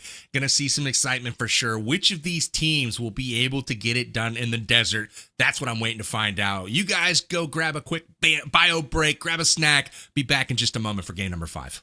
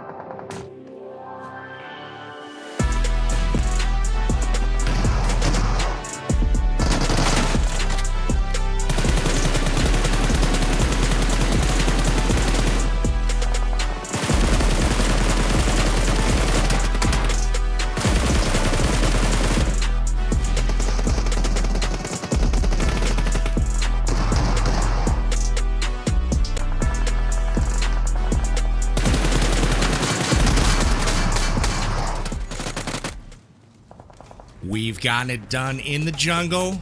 We've battled it out in the forest, but now it's time to take things to the desert. It's time for Miramar. Match number 5 of our Titan Series Challenger Finals is live now. I'm back with Mustache Dave and Enigma here to bring you the action, and we've seen some really strong performances so far. Things are still within reach for basically every team in the lobby at this point, but a couple teams have really started to stand out. We've got Not So Good Games sitting on top with 52 points, but right behind them after the strength of their chicken dinner in Game 4 is Rich Esports with 49. So those two teams for me looking pretty strong. We'll see if they can keep it going here. Dave, who is your pick to take the win in our 5th game on Miramar? Totally agree. Like, the lights aren't out for these teams yet. You know, it might be flickering for these bottom teams, but it is only day number 1, and we got 2 more games to go to really try to put a stamp on day number 1, because then we got only 6 matches tomorrow. So you're asking me, who do I got here in this game? I'm looking at MEZEXIS. I'm gonna say MEZEXIS. They need this one. MEZEXIS or Dark Esports here in Nigma. Those 2 bottom teams. Hopefully, now that we're changing the pace here, going to Miramar after the 3 Erangel games, you know, the change of pace could be what they needed, right? Yeah, and for the most part, with it coming into Miramar, you got a lot more time to work with. Those first 2 or 3 circle shifts, you don't have to worry too much about taking a prime real estate spot so early on, and you're hopefully able to get a drop spot that you're not contested on, right? And for these teams, especially those 13 on down, maybe even 4 sexy frogs on down, this is your game where if you do not perform here, going into that last Miramar is not going to be feeling anything but stressful. And in terms of my pick, at least, I was thinking of Almost There. One of the teams that has been able to put up points, at least through the qualifiers of the challenges. You talked about their bonus points, right, PB, coming into day number 1 here. And they've had eliminations, at least 1 squad wipe or so per game, but haven't been able to piece it together. And unfortunately for the 4 sexy frogs, my favorite at the start of the day, they're forced essentially into this 4v4 at Picado. Tough break for them. My pick for this map is going to be our first double chicken dinner winner, and I'm going for Zero Mercy in this one. So again, Miramar for the first time right now, and like you guys mentioned, we may see some challenge drops right now as these guys don't really have you know, their claims staked at this point, and so you see 4 sexy frogs kind of showing down with Silence Esports, and hey, not too shabby there. Connects with the M249. We'll see if they're able to capitalize on that knock. So far, not so much. They're chilling at this point. There's a couple of other squads elsewhere also potentially coming together. So this is getting interesting. Daga's taken down, and now we have 2 down. This is a moment where 4 sexy frogs has to capitalize, but yet they're not moving. At the moment, there's a 3rd knock. Will this be the moment they push? I mean, what do you need to push if everyone's just going to keep peeking you without checking their sides? And for Silent Esports, they had a good game last match, and now ultimately coming into this Miramar, 4 sexy frogs, the team that's always been playing aggressive, now finally making the push that you want to see. And I mean, for the most part, yeah, 1v4 situation. I'm going to be discounting Silent Esports out of this. It's really down to just if he's able to maybe catch 1 or 2 early on. He does have the S12 with an extended mag in it, so definitely the possibility of getting those knocks early on. But Nate's just trying to find it, Dave, and really this is only just a matter of time, right? He's going to be out here shortly. 4 sexy frogs, 1 dream, and that's to get a good game here on day number 1. Hollow waiting for the push. Here's all 4 frogs just jumping up those stairs. We'll be getting 1 knock, but 4 sexy frogs, baby, looking pretty good in Picado. Ribbit. That's what I gotta say. Nice work from the 4 sexy frogs. And I liked how they pushed all 4 into that room at the same time. They lined up beautifully for like a crazy highlight reel play, but honestly, with the auto shotty, only so many shots able to go out. Did get 1 knock, but no harm, no foul. Imagine a grenade right there. Frogs able to get. Yeah, right? That would have been a full team wipe. They didn't hold anybody back. It was everyone into that room. And man, that would have, now that you mention it, a little low toss outside into that room. Grilled frogs. Have you ever had frog legs? Exactly. No. No, I can't say that I have. Pretty good. That doesn't sound good. I mean, it That tastes like doesn't sound chicken. good, dude. So, I mean, There you go.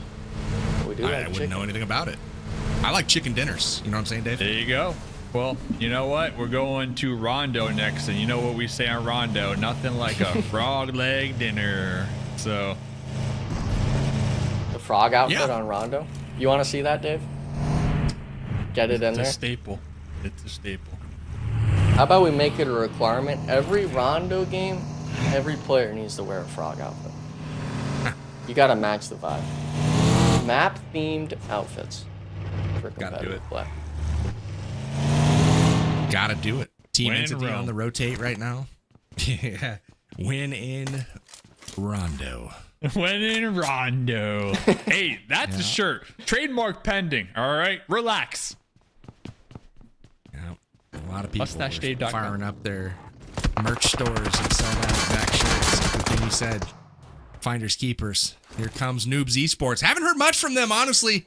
Nothing. Been pretty quiet so far from Noobs, and they've got a lot of names that we recognize, right? We've got Cat God, got Papa Triste on the squad, and we'll see if they're able to push Dark Esports here. They take down his monster truck, and that's foul play. You know, you can't take down someone's monster truck.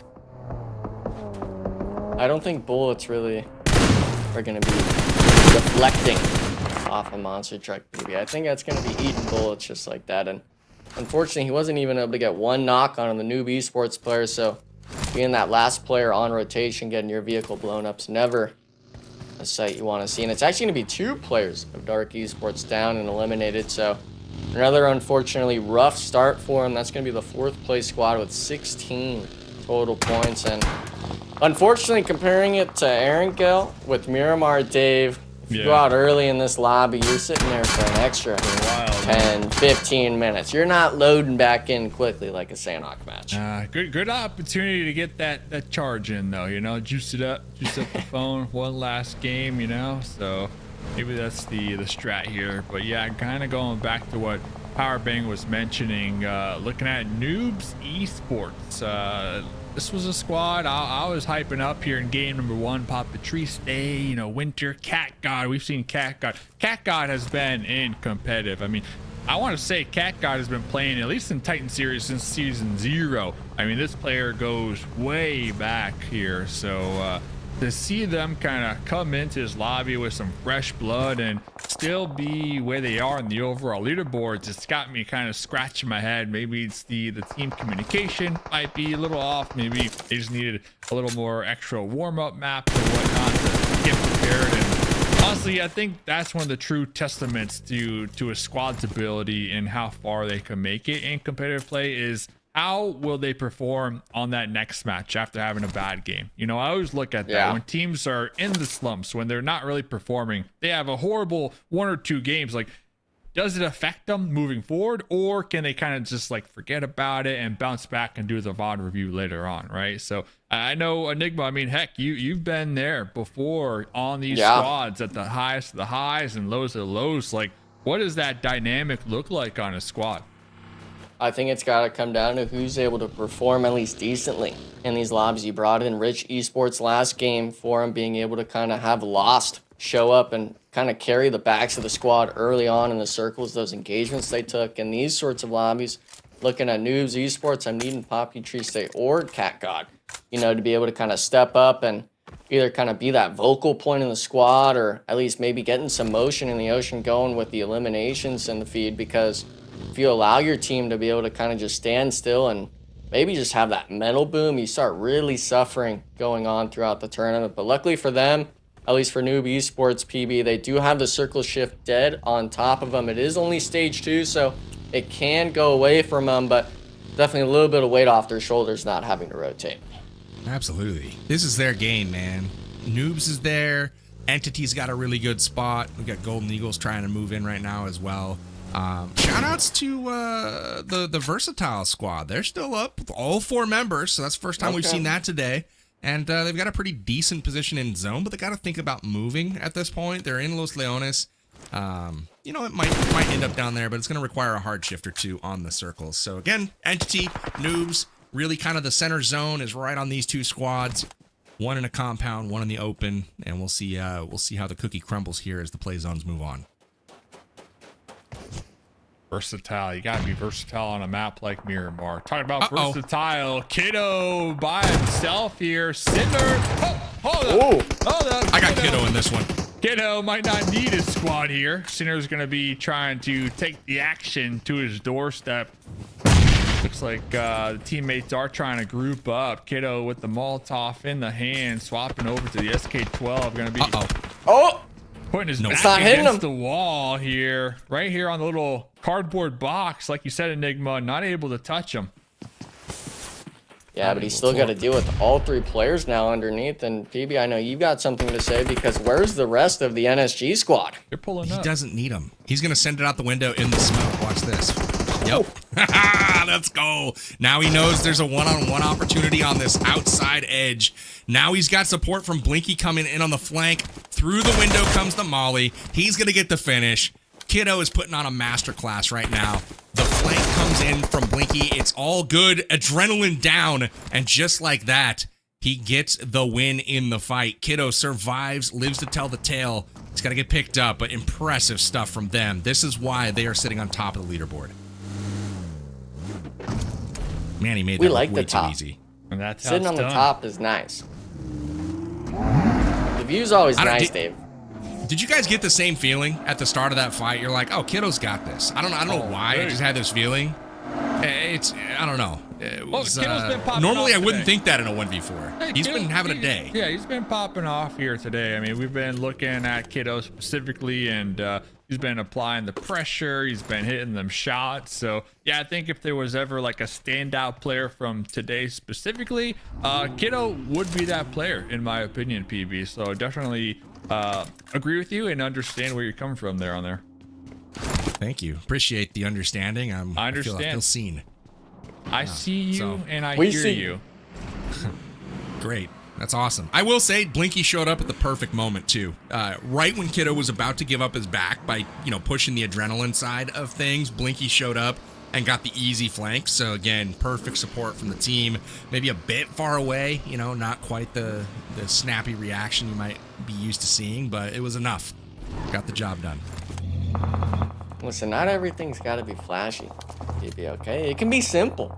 Sometimes it could be a nice, easy little trade knock. Unfortunately, though, a lot of these teams, especially near the bottom, struggling with getting the trades down. Rich, thankfully, these last two matches we've seen from him have been kind of that burner turned up a little bit throughout the tournament. Team Entity as well, being a squad that was near that top side, sitting in third place, as well as BISON Esports. And BISON Esports, I was thinking of him last game, Dave. The rotations they made were getting a little more poor and poor as the night goes on. They had those two really strong matches, but the other two I thought we had seen from them kind of were struggling, to say the least. Yeah, I was thinking about him too. This game when we saw Doom kind of rolling around and Alex 69 really wasn't anywhere to be found, but it does look like they are kind of grouping up a little more now here as we get to the mid game here on Miramar. So hopefully when we're looking at BISON Esports specifically, they've been having a pretty good night, all things considered. So they're going to be grouped up there on that east side, and we'll have to stay tuned, put a pin in that, because guess who's in the action yet again? The 4 Sexy Frogs, currently sitting on 6 eliminations here. Coco Snow with the M4 6 times, trying to put in the work here on to NOOBS Esports. Noobs getting caught out a little bit there. You had a member get caught in the open, not able to land the shots. Now they're on the rotate. Looks like they were able to recover somewhat. They only lost one. I believe it was Poppy Trista that went down, but it was Noobs that got knocked originally.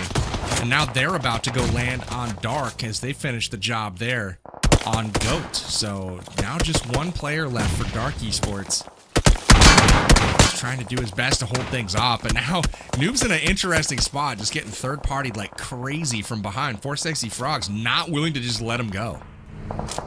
Yeah, and the struggle as well is even if they get the elimination on this Dark Esports solo, they're stuck in this compound. The 4 Sexy Frogs, Rich, even Team Entity, from them hearing these shots, they're going to instantly destroy the vehicles and the tires on anything that's able to kind of make you rotate out of the compound. And the big thing is going to be this next circle shift we see. Obviously, the engagement is coming in. Noobs Esports will clear them out, only losing one on that rotation. But with it being stage 4 still, there's still a lot of zone for them to have to really maybe even work through. Really struggle to see Noobs Esports having a centralized spot, having 4 players early on, and maybe not even make it into the top 8. At least they're getting some points though, right? Papa Triste, like you said, was taken out here, and I'm surprised the 4 Sexy Frogs kind of pumping the brakes a little bit. They're going to be on a split right there on the edge of the play zone. I guess they're trying to make sure nobody can backfill them on their high ground position, but I would have guessed that they were looking to full on send it towards the new Esports squad and kind of flush them out early on and maybe take their position moving forward, because next circle did go up. We got 12 teams still alive, about 15 minutes in here on this Miramar game as things are starting to heat up here, fellas. It is. You know, on that circle shift, we saw Rich Esports once again dead center in the zone. So they have the best position right now of any team, and we'll see if they're able to hold it. You know, the interesting thing from my end is, you know, the impressive performance we saw from Not So Good Games and Kiddo and Blinky and support.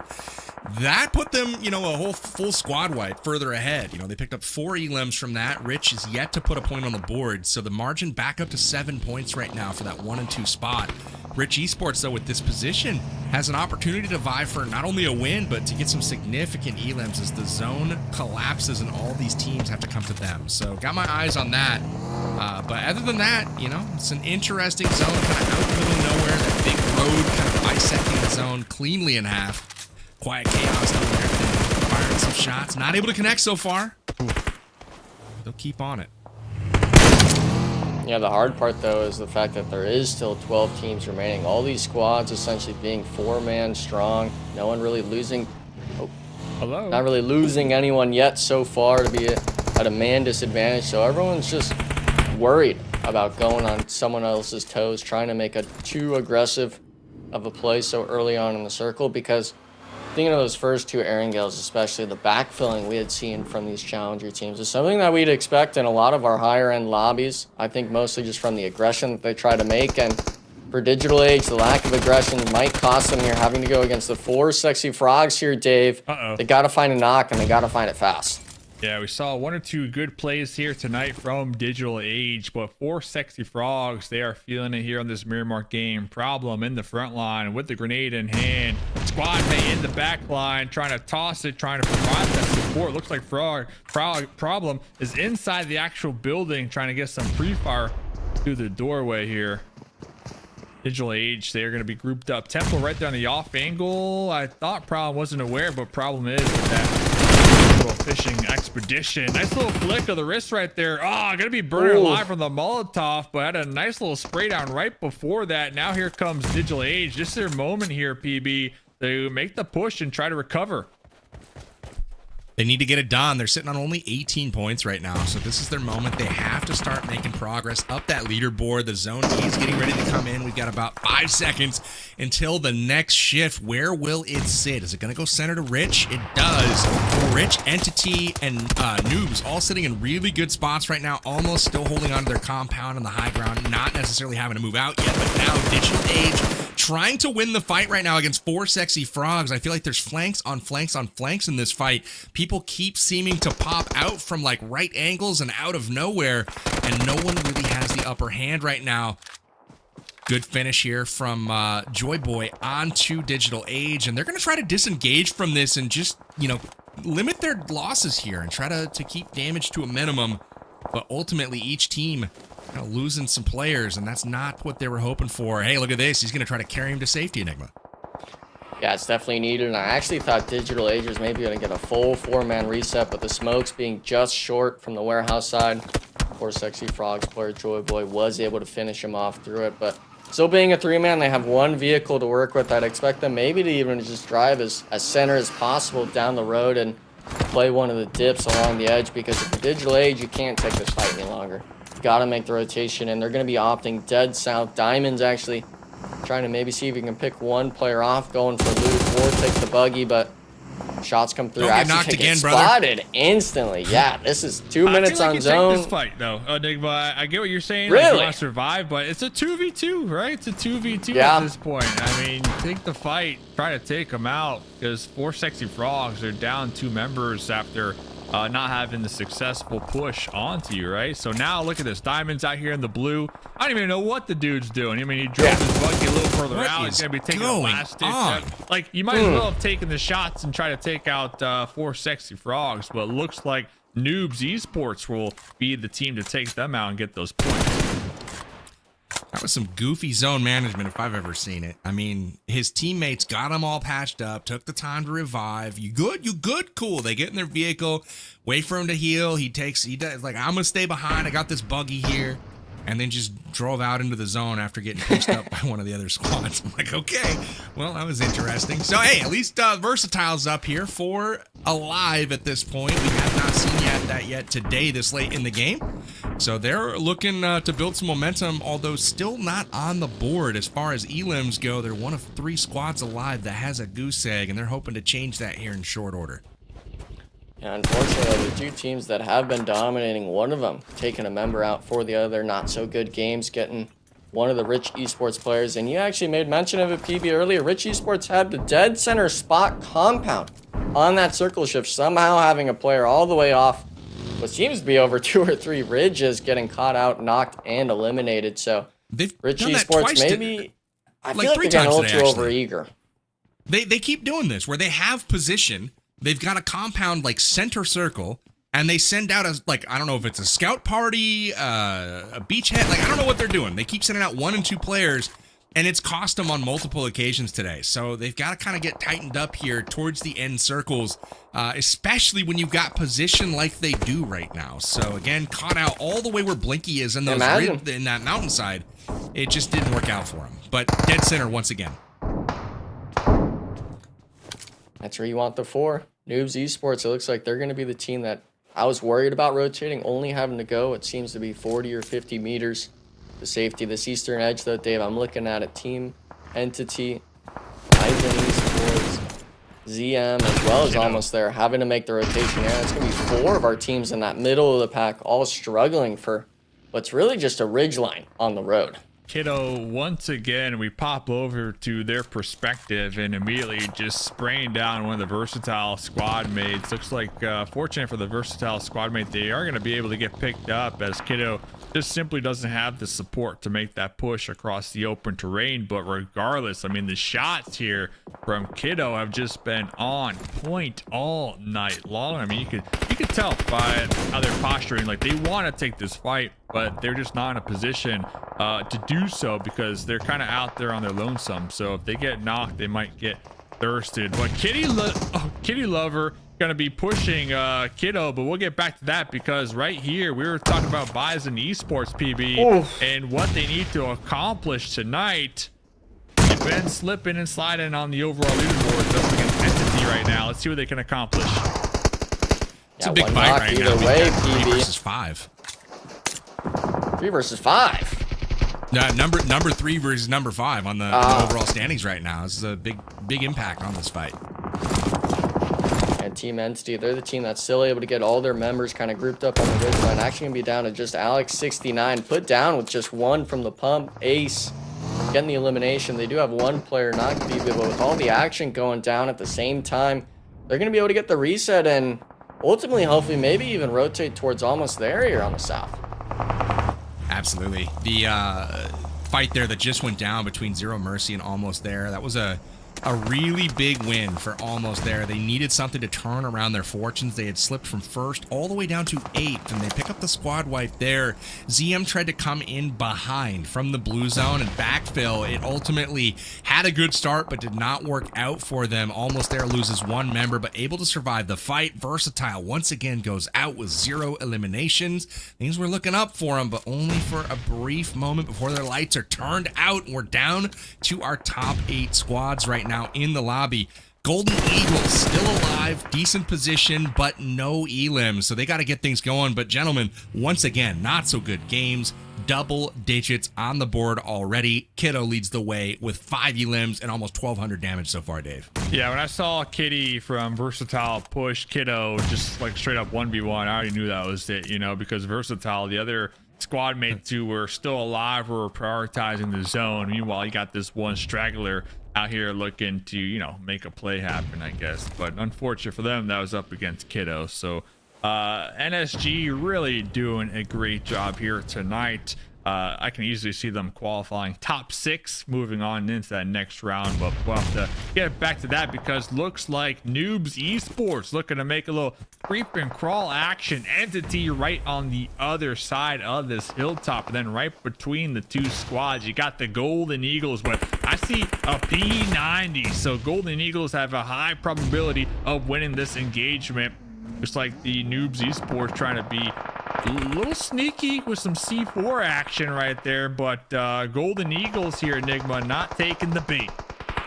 Yeah, and unfortunately for the Golden Eagles, they've also got Quiet Chaos on the north trying to get just any sort of third-party shots and knocks through the smokes, while NOOBS Esports, they only have that Digital Age solo on the west. Make it now just the NSG split, trying to find the angles. And if you're Golden Eagles, I think you got to try to honestly just weather the storm. Try to wait for that zone to pressure those northern and northeastern squads towards you a little bit more, because the P90, we've seen what it can do. And unfortunately for NOOBS Esports, as much as they'd like to take that fight, right, that ridge line, even with it being only 20 or 30 meters, it's just too hard of a cross this late in the game. So both these teams really opting to try to play it slow. Maybe even a little bit of poking the bear action from Winner here, PB, but gotta be careful. There's all these other squads aiming at you. It really is. They're doing a good job so far using the terrain to their advantage. They got Entity on the ropes right now. QC coming in from the north right now. A bit of a wild card. They don't have their position secured yet in the circle, so they're trying to make their way in. And they've got pressure to deal out to 2 different squads right now. I'm still waiting for Golden Eagles to just get blown up. There's got to be a nade from somewhere that's going to rain into this little valley that's just going to wreak havoc. It's a matter of time. Hasn't happened yet. Rich Esports suffered a knock, but they were able to get their member back into the fight, so they still have that center compound right now. I'm guessing they wish they had that 4th member they lost earlier at this point, but there's the nades opening up onto Golden Eagle, and that is Quiet Chaos delivering the damage. Once again, it's all up to Fear. We'll see if he can get it done. MG3. MG in hand. Yes, sir. Here comes the push. He's up there on the high ground. QC looking to make a play, looking to get the confirmation, but Fear, MG3 trying to hit the dirt. Able to do so in time. NOOBS Esports playing cleanup right there. NOOBS Esports, probably, yeah, no, not probably, definitely their best game yet here. 7 eliminations going their way. Entity over here, meanwhile, getting picked apart. Now it's the perfect opportunity for NOOBS Esports to kind of backfill where the Golden Eagles were. Well, me from Quiet Chaos, the situational awareness here. Cat God trying to opt to get the pickup, pulling up with the DBS, trying to land the shots, but the third party from Rich Esports from downtown. They're on the board. NOOBS Esports, man, they needed to hit some shots there, PB, but unfortunately 2 of those 3 getting basically just ISO'd out into 1v1s, leaving Cat God alone. For Quiet Chaos, you honestly are kind of thanking them for playing it so poorly. But now, of course, with the circle shift, they are going to have to rotate towards this next shift. And we got to make note of it, Powerbang. Rich Esports, what is this, the 3rd or 4th game in a row? They've had a third-party shot to full wipe a team at least 3 or 4 times. Yeah, they're doing a great job with that, especially Loston and Slay. Those 2 players have been really leading the squad, but now they're having to hold off Kiddo, and they just can't do it. They finally answer back, get the flush. They might actually be able to get back into this fight. Beautifully done there, picking up another wipe, and now it's just Blinky for NSG. Not able to get it done. Rich Esports also in trouble. They're down to just a couple of members with very low HP. This is the time to strike for every other squad, but everyone is shorthanded as well. It's a 2v2v2v2. Oh, nice. He's really doing a great job here. Has the P92, but has the Molotov in hand. Gonna be tossing this one right on top of Ace. Ace gonna be forced to back off just a little bit. Me with the scar spray down over there, getting a little aggressive. Gonna be popping in the vehicle, leaving his squad mate behind. Me's like, hold this, Brother. I'm coming right back because I'm about to clean it up right here on an ace. But Team Entity, they're doing a good job at defending. Man, that's Not crazy enough, work right there. Got out of the wrong side of the vehicle, almost just served up a free elimination there. Not able to get it done, though, but hey, Rich Esports back up to 3, back down to 2, and it looks like we have ourselves another 2v2v2 going on, and it is Rich Esports with the compound, though. Stage 9, the zone will be collapsing to nothing at this point. If they can get lost and back in the fight, you gotta think Rich Esports should be good for a back-to-back chicken dinner here, but that's not what Almost There wants to see. Also, with 7 elims, both them and Quiet Chaos delivering the damage this game. Really good turnaround games for both of those squads. Enigma, who do you think takes it in this one? I'm thinking it's Quiet Chaos. They've got the vehicle. They're going to allow both these teams to essentially fight it off in the compound and look for the third-party shots, because even though they've got the man advantage on Rich Esports, they got lost up. We've seen just how fast the S12s and the DBSs change these fights. But right as I say that, of course, Porsche runs out in the open, not using the vehicle, trying to make the mad dash. At least one player makes it in, but gotta worry still. Rich Esports has one of the members on the outside here. Is he going to force the 1v1? He's not. This is still up for grabs. And now I really don't know who's going to be taking this match, because one player, I don't think it's going to be enough. No, it's going to be Rich Esports, man. They've got this compound. It's a 3v1 in there. Everyone was looking at me, and me is gone. There's the finish, and it is Rich Esports with the back-to-back winner chicken dinner. Congrats to them. That is massive. You know, they had very little ground to gain to take over that first place spot, but interestingly enough, not so good games, finished in 5th with 11 eliminations. So I don't even know if Rich Esports did enough to catch them here. It's going to be very, very close. I'm excited to see how that turns out. But man, Rich Esports, talk about getting zone and really making the most of that position. They didn't even play it all that well towards the end of this game. They got, they sent a guy out to die randomly, but they were still able to capitalize on that zone position and get the win for our first 2-time chicken dinner winner in this tournament. Dave, thoughts on that game? Pretty incredible stuff for our first game of Miramar. Throw up them replays. Yeah, Rich Esports and not so good games. Definitely the 2 most consistent teams here tonight. Kiddo, definitely a star player here in my opinion. I mean, we're gonna see so much Kiddo in this replay package, and as the night progresses, Kiddo just keeps ramping up, and you can kind of tell Kiddo definitely is playing with that confidence now here, Enigma. Yeah, and the confidence, that's what you need, especially if it's only a 2-day finals for you to move forward into the Premier Division. And yeah, with it being that top 6 section, you're not really going to be stressing too much if you get a win or 2 under your belt each day, but you want to make sure that you're sitting near the top of that leaderboard, because when it comes to that Premier Division grand finals, right, that's going to be the lobby that you're going to need to be able to replicate this performance. You don't want to be one of those teams that scrapes by barely in the Challenger finals. We've seen all too much of that, where teams come into the Premier Division after and unfortunately stay near the bottom of that leaderboard, right, PV? But unfortunately for these teams, they got to take it one game at a time. And this end game, we were thinking it was going to go a lot of different ways, but unfortunately, it really ultimately ended up in Rich Esports' lap. Tough one for sure. Rich getting caught out there again with Lawson, but they had the compound to be able to get back into the fight, and it paid off because Lawson able to take down Almost There. Me caused a little bit of a trouble for everyone, making it to that berm towards the end. But Rich Esports taking a very quick Miramar game here in 18 minutes on the map. 17 or I guess for full squad time, only 18 minutes on the map, 7 eliminations, almost 2,000 damage here. But again, I think the standout player, you mentioned him already, Dave, Kiddo, man, almost 1,400 damage for Kiddo by himself in that game, not to mention a 1v4 clutch, and just incredible stuff from Not So Good Games. Very curious to see where that ends up, putting them in the match rankings. You can see they needed 3 points, and it looks like we might have a tie, so that's fun. Rich Esports, though, taking 17 points home. This is a good point spread, though, for all of the top 5 here. No one running away with things. Even our winner chicken dinner winner with only 17. So that's just 2 ahead of almost there. Quiet Chaos, Team Entity, Not So Good Games, all in the mix. But Enigma, really, really good first match here. Want to see what you think of the overalls, though. We'll show these right now, where we should see Rich and Not So Good Games locking horns there in our number 1 spot. Tie. You thought it was going to be close. You can't make it much better than that, PB. Not So Good Games, unfortunately, losing to the tiebreak with them having only 1 winner chicken dinner. But that gap, that 10 points we saw earlier on from NSG, now that's essentially for the top 2 teams. What is that? 17 points from 2nd to 3rd place. And yeah, we're always interested in seeing what that 6th place marker looks like. It's currently sitting at 36 points, but you want to finish near the top, the 66 points. If you don't have that cushion like those top 2 teams, you're not satisfied yet. Quiet Chaos is chipped away, just chipping away little by little. They're up to 8th, and they're only 4 points off of a 6th place finish right now. Again, we're through 5 out of 6 games today.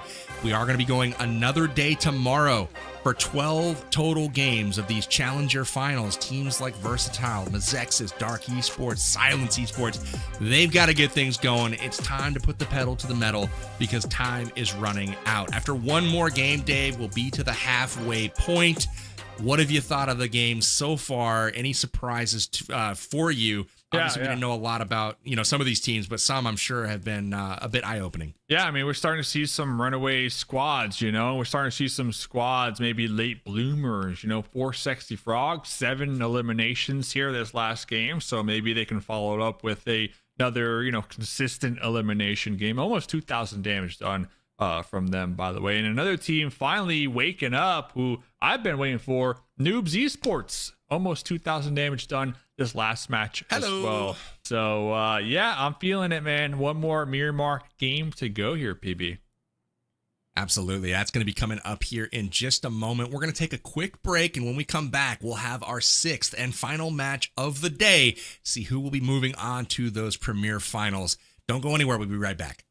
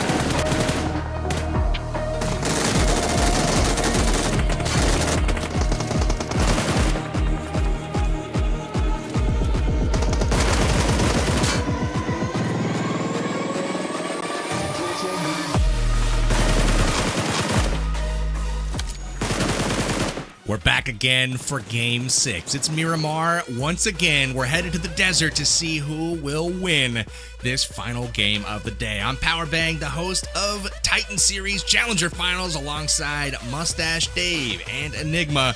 We're going to be bringing you the action where Versatile is going to get the dub. That's what I'm calling here for this last game. They're going to turn it around out of nowhere.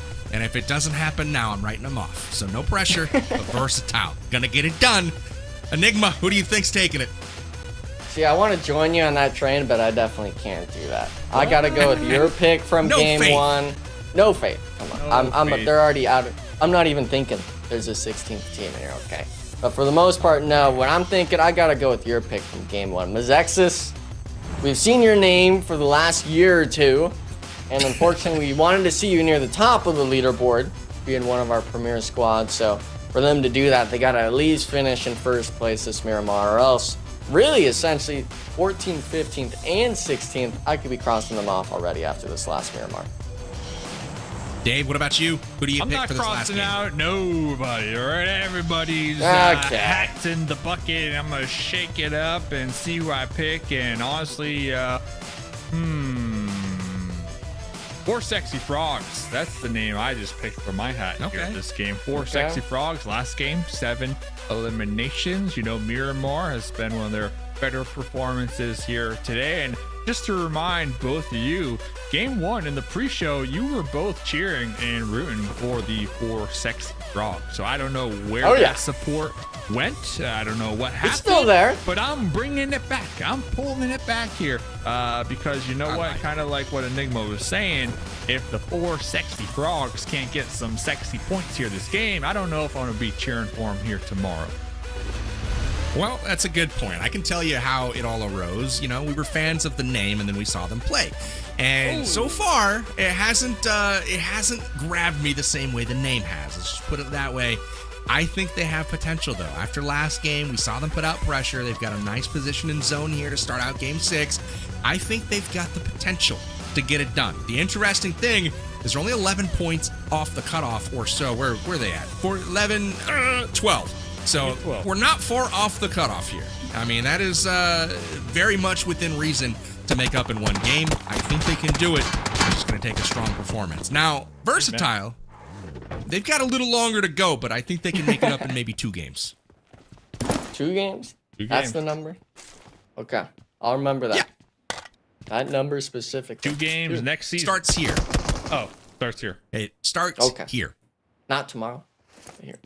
Next season. I'm starting next. This is it. I'm back. You guys got this.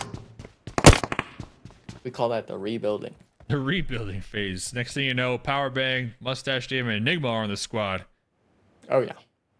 Who we keeping, though? Who we keeping on Versatile? Good question. Who's going to be our 4th? I'm going to go with Kitty. I want Kitty. I'm going to go with Nate, because you know what? Nate's been a team player all night long, constantly getting those pickups, those revives, and guess what? Stuck with the bag, you know, his teammates just, you know, yeet out of there. Meanwhile, he's like, hey, I just got you back up in the game. At least support me. But I'm going Nate here. But Dr. Doom, BISON Esports, little UMP, little lean peek action. Let's see what you could do up against Light now. UMP versus UMP. Doom knows he wants it. Doom knows the revive's coming out. Doom, you know you want to go for this. The spy senses are going off here. Cooking the grenade. Can we cook it to perfection? Tossing it out. The boom! Boom! Baby! Boom! And there it is. That's good. The boom from Doom coming in, lands the grenade, gets the 2-piece. You'll love to see it.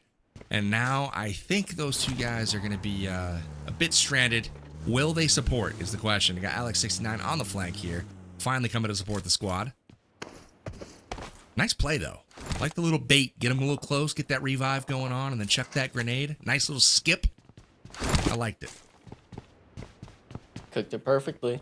That's what you want. And I was kind of worried he was waiting a little too long to throw it, but then again, the revives are 10 seconds, so he has a little bit of a grace period to get the job done. That's not going to be the only 4v4 fight. That was El Pozo up north with BISON Esports. Now, all the way down south towards Valle, it's going to be Silent Esports versus our top squad, essentially in the lobby. Not so good games. 4-man up still for both squad, but We're getting a little bit of a freebie on the off angle, not expecting the bridge here, Dave, and I think this is the opening shot they need for NSG to make the push with Kiddo up front, close and personal. Does Silent have it in and take the fight? Oh no. Whoa. Kiddo got shot back. What a random off angle that was from, who is this, Silence? Yeah, so Silence Esports with a random mini from, you know, a mile behind them. And now it's up to these guys to try to keep Kiddo alive. Migsy on the push. I thought it was a beautiful flank from Migsy. There was really no way for Silence to defend, except for they have, I still don't know where the third guy is. Nice place. We won't need to see it. As long as they get the eliminations like that. Where is the last guy from Silence? Yeah, like he is nowhere nearby. I think he might have gone. Yeah, I think he might have been across the water, all the way down south. Unfortunately, as well, looks like Versatile going against Zero Mercy 1v1 situation is going to be able to get at least one thirst under their belt. But both of these teams here, PB, you see it in the background. Team Entity now, they're looking for the third party. If you're Versatile, you got to find these flushes quickly, or else you're really only walking away with that one elimination. Boom. Nice play from Atlas there to pick up his own knock. And just like that, Versatile picks up a couple of points here, but they're down to just one player left, so they might be exiting early once again. I tried to give them the benefit of the doubt, man. I tried. They're not going to be the first ones eliminated. But they're on notice, man. At this point, Atlas, if you don't pull something crazy, my faith is gone. Let's see, can Atlas get the before? Oh, can we get some fat rips in the chat then, at least? Oh, the BM coming in strong here from Entity. What did he do, bro? What did he do? Just being him, you know? He just existed, man. Enough. He drew breath. He wasn't even the one driving, man. Like, I know. He was All just right, there. rips in the chat for Versatile. That's a tough day. One, I will say. Tomorrow's a new day. Today was not a good day, but it's okay. We'll be back stronger. VOD review, that's all it takes, right? I think we're, we'll leave it to the VOD. A little bit of VOD review. Yeah, We're right back in it. Not in it.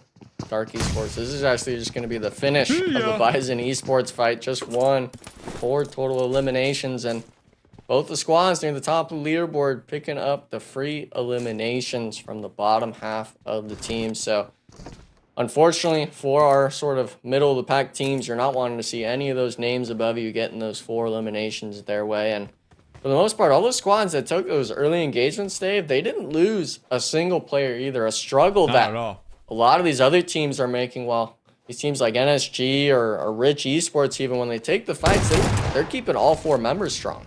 I want to ask you, Enigma, I mean, we talk about VOD review all the time. Up here, we might have to get back to that because Digital Ace looking to make a play actually over here with their squad. They're going to be getting sandwiched right between QC here. It's like QC. Did you see Zenry on the mini-map? He just kept driving. He saw the guy on the flank, was just like, see ya. He could have stopped and shot him, but instead his teammates getting destroyed on the inside. I don't know what Digital Age is doing. But VOD review, Enigma, like, what was the typical process with that? I mean, us as commentators, we talk about it all the time. Like, what's the... Run me through it.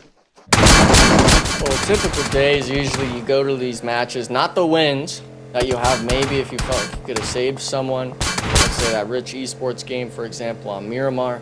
Maybe prevent, try to understand why you had that player solo earlier on, and then the main games are those ones where you either make a bad rotation or you feel like some of these circles have been appearing a lot, such as melee zones or those sort of mansion feelings. So it's really kind of a memorization, what habits teams like to do. That's why scrims are so important, because you get to open up that envelope about it all. But when it comes to the tournaments, that's where you see every team really trying 100% every single game. And for these teams, we understand, obviously, Rich Esports, Team Entity. I got to throw in the Golden Eagles as well, of course, those being our premier slotted teams that I expected them to be able to come into this, to today at least, and be able to perform maybe through VOD review or at least practice through whether it's scrims or other tournaments. But these other teams near the bottom, like MEZEXIS, even though we've had their name around for so long, it seems they haven't been able to really put good practice to use. And I know, PB, obviously you're, you know, just a fan of the game and stuff like that, but I feel anyone, even, you know, any of us on the desk here, VOD review can be used to the fullest. It's just some people I feel are kind of ignoring the easy signs. Yeah, I agree. I feel like I'm able to pick up a lot just from watching just the games today. I can already see some tendencies and, you know, some patterns perhaps starting to emerge. So I wouldn't understate the importance of it and the potential impact. Digital Age is getting absolutely picked apart. This is a problem of a game for them. This is troublesome. If you're a Digital Age fan, they're getting destroyed. Silence Esports down to 1 member as well. Everyone else except for 4 Sexy Frogs at full strength. So a good start to this game from Team Entity. NNE Esports is crushing it with 5 elims so far. Same thing with BISON Esports. They've got 4. You know, not so good gamers has got 3. So they've pushed back into the lead once again. But the zone, once again, Rich Esports has gotten dang near the center of zone. So this could be their game 3 times in a row now if they're able to pull this one off. But if anybody has something to say about it, it could be BISON Esports. They're closing in on the same exact position, so we'll keep an eye on that engagement. Yeah, these zones really want Rich Esports to qualify here to our premier finals. For sure. You know what I'm saying? I mean, they're doing a good job though. I mean, it's not just getting zone locked; they're putting themselves in these positions to capitalize on it. So, all jokes aside, Rich Esports doing a great job. Golden Eagles, though, Golden Eagles NA to be exact, going to be making a pull-up on to almost there. Started the night strong and then kind of slowed down. I see Fear out here making the pull-up on the off angle, little 1v1 action. Meanwhile, the other Golden Eagle is trying to flush out Wiz right now, and Wiz trying to hit the ejection button here, trying to pull back towards Knight and his Tommy gun. But it does look like the Golden Eagles might get the better half of almost there right now. Almost there. Now that there's a duo, so it should be an easy cleanup here.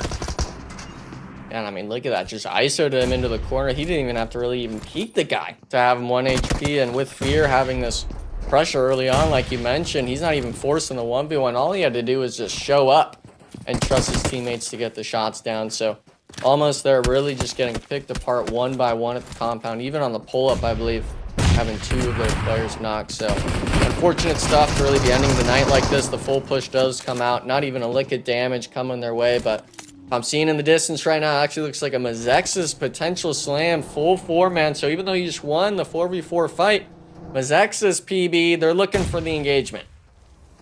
I don't like it. Golden Eagles, they're riding that momentum. They did not lose any guys. They have no damage done to them, essentially. So they're a full-strength team looking to rebound here. MEZEXIS does grab high ground and grab a bit of a flanking position, but Golden Eagles have already split into a 2v2. So this is interesting. We'll see if they're able to actually defend here, but if they do, Golden Eagles has got to be riding high. They need it. They need it. They still got 4 up. 4 elimination points going their way out there in the distance. Looks like MEZEXIS getting involved with 2 of the Golden Eagles here. MEZEXIS, can they get the job done? Making the breach. Here comes the support from the other Golden Eagles, but it does look like the Eagles are going to be losing 2 of their squad mates right there. Just split a little too thin. Unfortunate for them, and MEZEXIS getting the better half of it. Yeah, we saw as well the stairs on the molly there, or the molly on the stairs there, PB, just literally preventing the player from moving up. He could have maybe made it to his teammates, jump out the window, but the molly really stopping him. And afterwards, I mean, as soon as you hear these center esports shots from the same hillside you just crashed from, you understand that third party's imminent. I want to see either MEZEXIS or Golden Eagles make this rotation out as soon as possible, because if you ever opt for another fight in this compound, both of you are getting wiped. Probably the case. Golden Eagles, the QB and Bow that were in that other building, that's a difficult building to support from. There's not a lot of good sight lines out of it, so we'll keep an eye on that. Still center zone right now, Rich Esports. They did get 1 knock from the BISON crew. and able to get back into the fight. So they are about to go at it once again. Both teams have regrouped. It's a 4v3 right now in favor of Rich Esports. And so BISON trying to get things to crack off. They've got Rich kind of split down the middle and separated and are waiting for their third member to kind of come support. So he's off on the hillside. You can see Doom there on that left side of the map. Zone centers up once again. No one really has dominant position here. I would say Noob Esports is in a really good spot with Poppy Triste kind of leading the charge on that bluff. But with that road going right down the center, it's going to be really difficult for people to get to that compound to safely kind of secure center zone. There's just so much open area between that building and everything else around it. BISON, Attila, tossing the grenade onto Slay. Slay just avoiding that one. The skin of his teeth. Here comes the follow-up. Oh, pulling it back in. So Attila does have 4 grenades here. Slay kind of exactly where the grenade came from. Wasn't aware of Attila's position. Now completely aware. Big fight. Rich Esports currently in 2nd place on the overall, and BISON Esports trying to make that come up here in the final game of the evening. Currently in 5th. They are sitting with 5 points here so far this game too. But popping over here to the Sinners and the Golden Eagle. Yeah, it looks like they took the push onto the remaining duo of MEZEXIS, losing 2 players, almost 3. Luckily for Sinners, they were able to keep Golden Eagles back duo on that northern side, and as well as that, Team Entity now being the 4-man strong, they're now looking for essentially the 5th party, I believe, in this compound. So everyone opting to really take this engagement on this centralized eastern part of the zone. Stage 4 as well, and I kind of throw the question mark out there, PB. You hear so much action going on, and I know that it's so easy for you to maybe get the eliminations here, but at some point I feel like the pit just starts sucking you in. You can't be looking for the same spot that everyone's dying in. That's a good point. I mean, there's a gravitational pull to it. It's like a black hole, right? You got those spots on the map that just everybody's wanting to take over, but everybody's getting chewed up and spit out, man. It's a tough one. So fight's starting to develop too up on the hillside here. You've got Entity overlooking the Golden Eagles and Sinners, so this could pop off any moment. You've got Nexus and Hunter from Entity guarding the back line, looking an entirely different direction down at the 4 sexy frogs. But just waiting for these guys to peak right now. Coolfy Boy has a bead on our Golden Eagle friends here, and you know, so far everybody's content to just chill, wait for the circle to come in. You've got Quiet Chaos coming in from the north, about to step on top of Noobs. We'll see if that's a landmine waiting for him. Oh, it's definitely one. Only a matter of time. Entity, Team Entity, still 4 up. We saw what, game 1, game 2. This squad really performing quite well. Is that right there? Right. Whoa! Whoa! A dude playing whack-a-mole out here. He's inside the building, just not realizing he's in front of a window. He's crouched in the corner. He's like, all right, I'm just gonna wait here patiently. Big old noggin in the window. Somehow, some way, not able to connect with it. He's got the map open or something. He's not even. He wasn't even paying attention. He didn't even know he was getting shot right there. So right here, this is the moment where 4 Sexy Frogs needs to crash into that compound. You can see where the circle's going. You're gonna be able to own it. We'll see how quickly they move. But that one compound, dead center zone, that's one that could play a big role if anybody's able to get to it. Looks like Cat God might be going for it right now. Yeah, and that's a struggle. Everyone opted to fight here at the center's compound. No one opted to continue moving an extra 100 meters into that centralized spot, now leaving it open for any team to come into it. And you see that battle tracker on the right as well. A lot of the top teams, of course, keeping 4 members alive, while there are some down near the bottom, either taking 1, 2, or 3 casualties to their name. And NOOBS Esports kind of being that outlying factor, having all 4 players still standing, but them having to take the fight against Quiet Chaos, another squad with 4 members up on the edge. It's really a matter, I feel like, who can get this first knock going.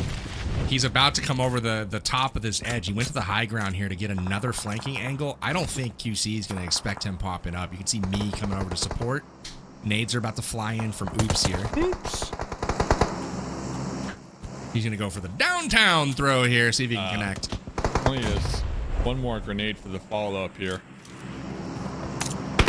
This is where I would want to see the support, though. You know, Noob Esports really haven't been performing all that well here tonight. Last game was their best performance so far, and they're going to be right here on the edge. I want to see them commit. I think that's been their issue here tonight, is like the second guessing, like Winter all the way off in the hard cover down there looking towards the south. Meanwhile, Oops is looking to take a 1v4 essentially, and then Cat God is on the hillside up there to the west side. So right now, Oops with the double knocks, you need to see the whole squad just commit to this, support Oops, and get these much needed elimination points here, Nick. Yeah, and you're not going to be seeing that anytime, right? When it comes to one single knock into a double knock from the same angle. Unfortunately, now the support, even with Cat God's off angle here that you're making mention of, PB, not able to find the shots on the 4 Sexy Frogs because they're playing their own side of the circle. They're playing the activeness that they want to do, while Noobs Esports still just fully sprawled out on this hillside. I'm not sure how much more you can really ask from a player more than getting 2 knocks immediately back to back on the edge of the circle, but now finally being able to make the push over. Oops again getting another knock, so that's 3 out of 4. And you were saying him taking the 1v4, Dave. I mean, damn, it looks like he's very well having to do that for this team at this point. He's gotten like 7 knocks now. He hasn't, I mean, they've gotten revives and stuff, but he's just repeatedly knocking, and the only one he can't find is the back line here, and his teammates haven't been able to connect with them either. So again, just one member left up right now, and yeah, Oops is going to have to be the one to finish the job, I think. Jeez. So he's driven, look at the flank he's got. He's just driven all the way over here. He's going to send it. It's like, this is me. I'm him. Hopefully Winter can get the pickup on a poppy tree stay. Oops, trying to provide the support. Yeah, next circle's about to pop here, PB. It just did, and it's going to move Rich and BISON Esports out of the compound that they were fighting at. So you're going to see them start to crack off right now. Rich able to get back into the fight. BISON eliminated now. Rich Esports starting to cruise in the right direction as well. So here is the circle. It again has centered up on that compound. I've been pointing out for 4 zones. No one's gone for it, which yeah, I'm surprised honestly, but they're starting to work their way in that direction. I think it's just too much ground to cover for those southern teams. It's a big unopened, or a big open area where it's just a lot to ask to get there. But man, 4 Sexy Frogs still trying to come in from the back line. Flux now starting to provide coverage, which I like to see the 1 member left behind, not the 2 like they had before. So they're starting to move in that right direction as well. Hollow has been a little bit of a cockroach here, unkillable. Yeah, but right? No health. Finally, they get him through the doorway. He has been hanging out by himself down there for the longest time. Yeah, and it wasn't even Rich getting that elimination. It was going to be NSG shooting him all the way across the street, basically 200 meters out from that eastern side of the circle. But 4 Sexy Frogs, they had that off angle, one of them being knocked, another actually being eliminated on the pull-up. And 4 Sexy Frogs, they had 4 players up. That one circle shift there, Dave, losing all players but 1 essentially on the north. Oops is having a game, man. He is putting out some pressure. Doing a great job. For Sinner's gone now as well. Esports. I feel like Sinners is finished in 7th like every game. They're out in 7th once again here. Kubi and Kiddo. Big fight here. Kubi, last one alive for the Golden Eagles. Golden Eagles, 7 eliminations here in the final map of the evening. Not too shabby. Kubi smoking up the corner. Yeah, they definitely needed this one. Smoking up the corner. DBS back against the wall here. Here the Molotovs. Not so good. I mean, games. All 4 of them alive here, PB. Look at the leaderboard there. Golden Eagles has secured 6th with this performance so far. Ooh, that nade could be trouble. It chunks him, but not enough to take him down. 7 elims though, jumps them over. ZM, Sinners, QC, And they're all out of the lobby. So again, Golden Eagles goes down, but they are going to move up all the way to 5th here. So big game for them. Yeah, unfortunately for them, the only other team above them that's eliminated is going to be almost there. That meaning Team Entity, Rich, and NSG, all 3 of the top 3 teams being able to secure themselves extra points and really secure themselves a bit of an extra cushion from them to that 6th place spot. And for that edge point, obviously you can see on the right that 41 is going to be the cutoff, but 1st place very well, even down to 2nd or possibly 3rd here tonight after the first day, could very well already have a double on the 6th place team in terms of total points. So it comes down, of course, to which team's really going to be able to secure themselves the eliminations and the placement points, reaching this sort of top 5, top 3 placement range. But Team Entity now, Dave, they're taking the full send on an NSG, and they're actually going to be full wiping them, keeping all 4 players up. Definitely a nice win to see. Yeah, NSG were hurting, and Entity recognized that, and no hesitation, full on sent it. They kept Nexus up in the north to make sure that they can keep 4 Sexy Frogs at bay, but Team Entity, that quick split-second decision making is what we've been looking for here tonight from them. But popping over here to Rich Esports PB, I hear some people, I hear the crowd in the back. Oh, Winter, oh, there's a player. Look at that. I hear some people are cheering, some people are thinking back-to-back, 2-back. Are you a believer? Yeah, this is a 3P incoming right now. The way Rich Esports is moving, they pushed out of circle right now to go pinch Noobs. They were stuck on the outside, and they took their numbers. They only have 3 up right now, and they were going to take all 3 and just absolutely destroy Noobs. Noobs had to push in. It's just Oops right now, trying to push his way in. He's able to get in there, but Nexus lobs some shots over the top from Entity to slow the push right now. So Oops, MVP right now of this game for Noobs, and 4 Sexy Frogs still hanging on as well. Coco Snow, that sole member to get into the zone early, still alive. Yeah, and unfortunately now it's going to be the Noobs Esports Oops solo winning the 1v1 in the compound, so being able to secure that 3rd place placement right as well as 1 elimination under their belt. But unfortunately, I feel for Noobs Esports, this next circle shift's really going to be spelling the demise of him, because Team Entity, 4 players up. We see the battle tracker at the top. Rich Esports being a 3-man now, unfortunately having a player knocked to the blue zone. So if any knock comes down through Team Entity, that is going to be the case. I'd like to see the aggression come out, because you're wanting to get every elimination you can. And for Slay, he's going to be the one that made it to the compound. No support from his squad mates. It's really a matter of which of these solos here, Dave, are going to be able to stay alive, because that 2nd place placement, it's going to be spelling wonders.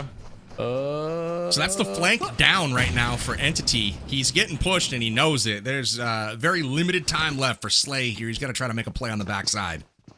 Entity with a really smart push, though. They saw Rich Slay get across their front line, and they decided to push as well. Finally, this compound is in play. I've been calling it for 5 zones, and here we are. There goes Slay. It will not be a 3P. Wow. It was BM in the body. Though. Yeah, it was a good night for Rich Esports, especially the second half of our matches. But Oops, definitely having one heck of a game. Unfortunate for Oops, only walking away with 4 elimination points, but damage-wise, 800. I mean, Oops was getting knock after knock, so very impressive for that player specifically. But Team Entity, getting the final winner chicken dinner. Colt Boy, 8 of their eliminations here out of 12, PB. Coffee Boy had a huge game. He was on the back line quite a bit, just like kind of looking at the off angles, and he was able to connect with a lot of different teams, start the fights, and then ultimately at the end there with that big push. Man, really nice job for them to jump on top of Rich when Rich made it across the road. Wasn't expecting them to actually get there, but once they did, they were able to rebound quickly, use their instincts, and they were able to get the W that was sorely needed. Because honestly, Rich Esports riding a bit of a heater. Dave, you said they played pretty decent the second half of the day. Sir. I mean, dude, they top 3 in every game with two wins in a row. So again, massive performance from them. But Enigma, I mean, this started out early with not so good games. Once again, getting off to a hot start.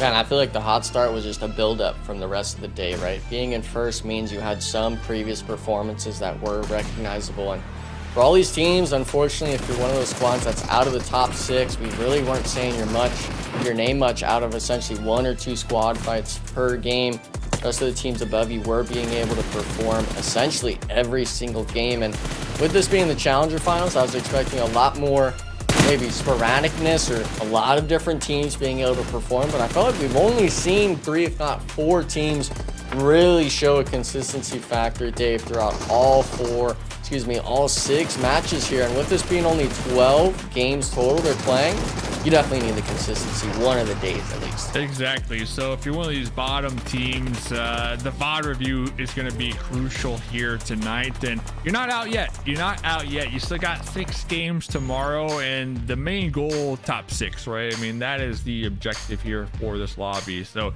even if you had a bad day number 1 here, there's still a day tomorrow. So some of these teams obviously going to have to do a lot more work than others, and it's going to be even that much more challenging when we had teams like Not So Good Games. We had Rich Esports and even Golden Eagles towards the second half of tonight, and BISON Esports really consistent all night long here, fellas. I feel like we've got a really solid top 5 or 6 teams right now. I mean, some teams that are definitely deserving of potentially moving on to those Premier Finals, which will be going down August 21st through 23rd. Team Entity, though, putting their stamp on this day with a big 22-point Game 6 victory. That is going to do wonders for them, moving them up the standings. How did Not So Good Games do, though? They got 8 points there. They're still going to gain some ground, as well as we're taking a peek at Rich Esports with 9. So, you know, not too shabby again from both of those teams. So let's take a peek at where everyone sits after half of our games are through. One day of play is done. Here are your overalls. It's Rich Esports edging it out by 1 point over Not So Good Games, who sits in second. Team Entity, with that 22-point performance, closes the gap all the way down to 3 points between them and second place. Then you have the rest of everyone else. You've got Almost There with 44, Golden Eagles 43. BISON Esports is the cutoff right now at 41. And I think surprisingly, Team Zero Mercy, who looks so strong after 2 games today, they have fallen out of our top 6. Really, really unfortunate for them. But NOOBS Esports is going the right direction. They're up 2 spots to number 8. What do you make of the standings, Enigma? Well, for the most part, I got to take note of that 7th place. You're having a winner chicken dinner under your belt, and you're barely making it into this top 8 page. 40 total points. We also had those 8 bonus points. Really just a lot of blessings coming from either the qualifiers or that one solid match. But even with it being just 12 games, only 6 we'd seen today, for you to barely be scratching by into this top 8 page is not something that you should be comfortable about. That VOD review's got to be coming back in. And with the cutoff being 41, these other teams, I really start making notes of basically all the way down to 4 Sexy Frogs, the team that I wanted to perform, barely still in reach. And unfortunately, I got to be marking off anyone else at the bottom here, PB. 12th on down. I'm needing to see multiple wins tomorrow if you want to make it. No, I fully agree. I think 12th on down, you know, it's not impossible, but I think at this point it is highly unlikely that any of those teams are going to have a shot to move on unless they come with an entirely different approach tomorrow. Watch some videos, see what's going wrong, make some gambles, right? Don't do the same old, stick with the strats, because clearly they're not working. So with that, if you're MEZEXIS, if you're Versatile, if you're Dark Esports, I mean, go back to the drawing board, try something different, see if you can get that momentum going, because these are teams that, for the most part, if you're looking at Dark, if you're looking at MEZEXIS, these are teams that came down from Premier, and we would expect them to, perform at least on par and not be sitting at the bottom of the tables so far, but gonna have to make some adjustments. It's all right. Some surprises, I think, at the top. You've been calling them out all day long, Dave. Looking at Not So Good Games, that's been an impressive squad to watch. And they've got some standout players as well. Yeah, I mean, Kiddo, definitely the MVP of at least day number 1 here. And the whole team was putting in work. I mean, it wasn't just Kiddo, but Kiddo was the star player overall, here tonight, in my opinion. Mm-hmm. Team Entity, this last game, impressed by them as well. Finally, not second-guessing themselves. And when they do that, it looks good. You know, they make plays happen. 12 points going their way with elimination. So hopefully more of these bottom teams could kind of do that here tomorrow. I think NOOBS Esports, we started to see a little bit of the shimmers of light from them with Oops specifically. But a lot of these teams, I think Enigma and PB, they just need to, you know, play a little closer together as a squad and not second guess every single decision, right? And lose that precious time here on the battlefield. That's a great point. We've got two premier teams that have come down that are firmly looking to move on right now. The likes of Rich Esports and Team Entity. They were the two that were the most narrowly close to qualifying for premier. Everyone else, though, has work to do. Golden Eagles and Noobs Esports are right on the cusp, right? They're both either just that side of the cutoff. We've got more to check out for tomorrow, but for today, give me your final thoughts, Enigma. How did the action shake up for you today? Was it everything you expected and more?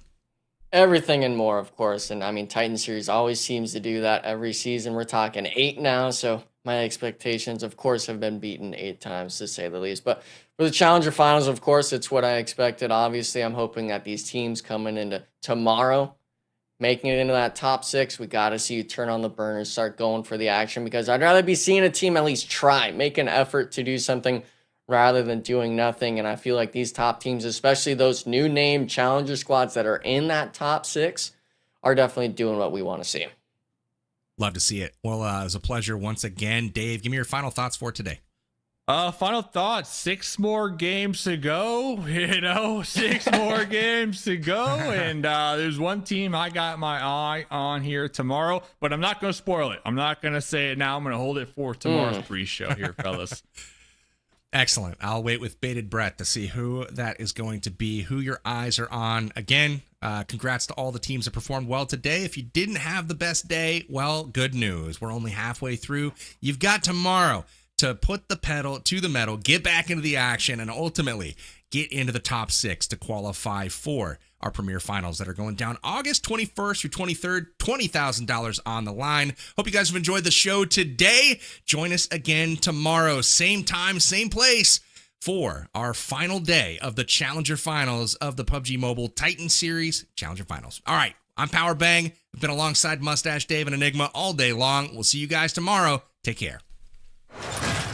Be getting the pickup here. Both squads trying to get the reset. Just essentially a duo almost forcing onto the rock side, but it's not just 3 squads here, Dave. Out for those placement points. They've been surviving for the longest. Team Entity, though, it's like 8. Blanky sees him. Only one shot is needed from the... Is looking to get the crossfire on the hole. They're going to be forcing them out. Playing it perfectly with the Molly as well. Now forcing the 1v1. Shotgun versus shotgun, both trading to 1 HP, but it's like Digital Age down to just the solo now. All of them being cleaned up and out, but they're going everywhere. Up the hill, down the hill, just trying to make it different. This little garage area, center zone, and the team is looking... It's massive.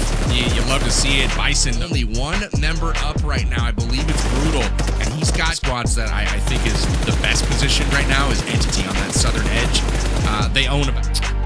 Quiet Chaos sneak in a little bit earlier. That's sloppy, but still their bounce back performance. Here comes not so good Esports to get the full sweep over here, get the zone control. Stare down going, and it looks like it's gonna be Dave's pick. Not so good games, or not Rich. That's Jazz from Rich Esports. So hey, first 30 seconds of the map. So Blinky though, DBS.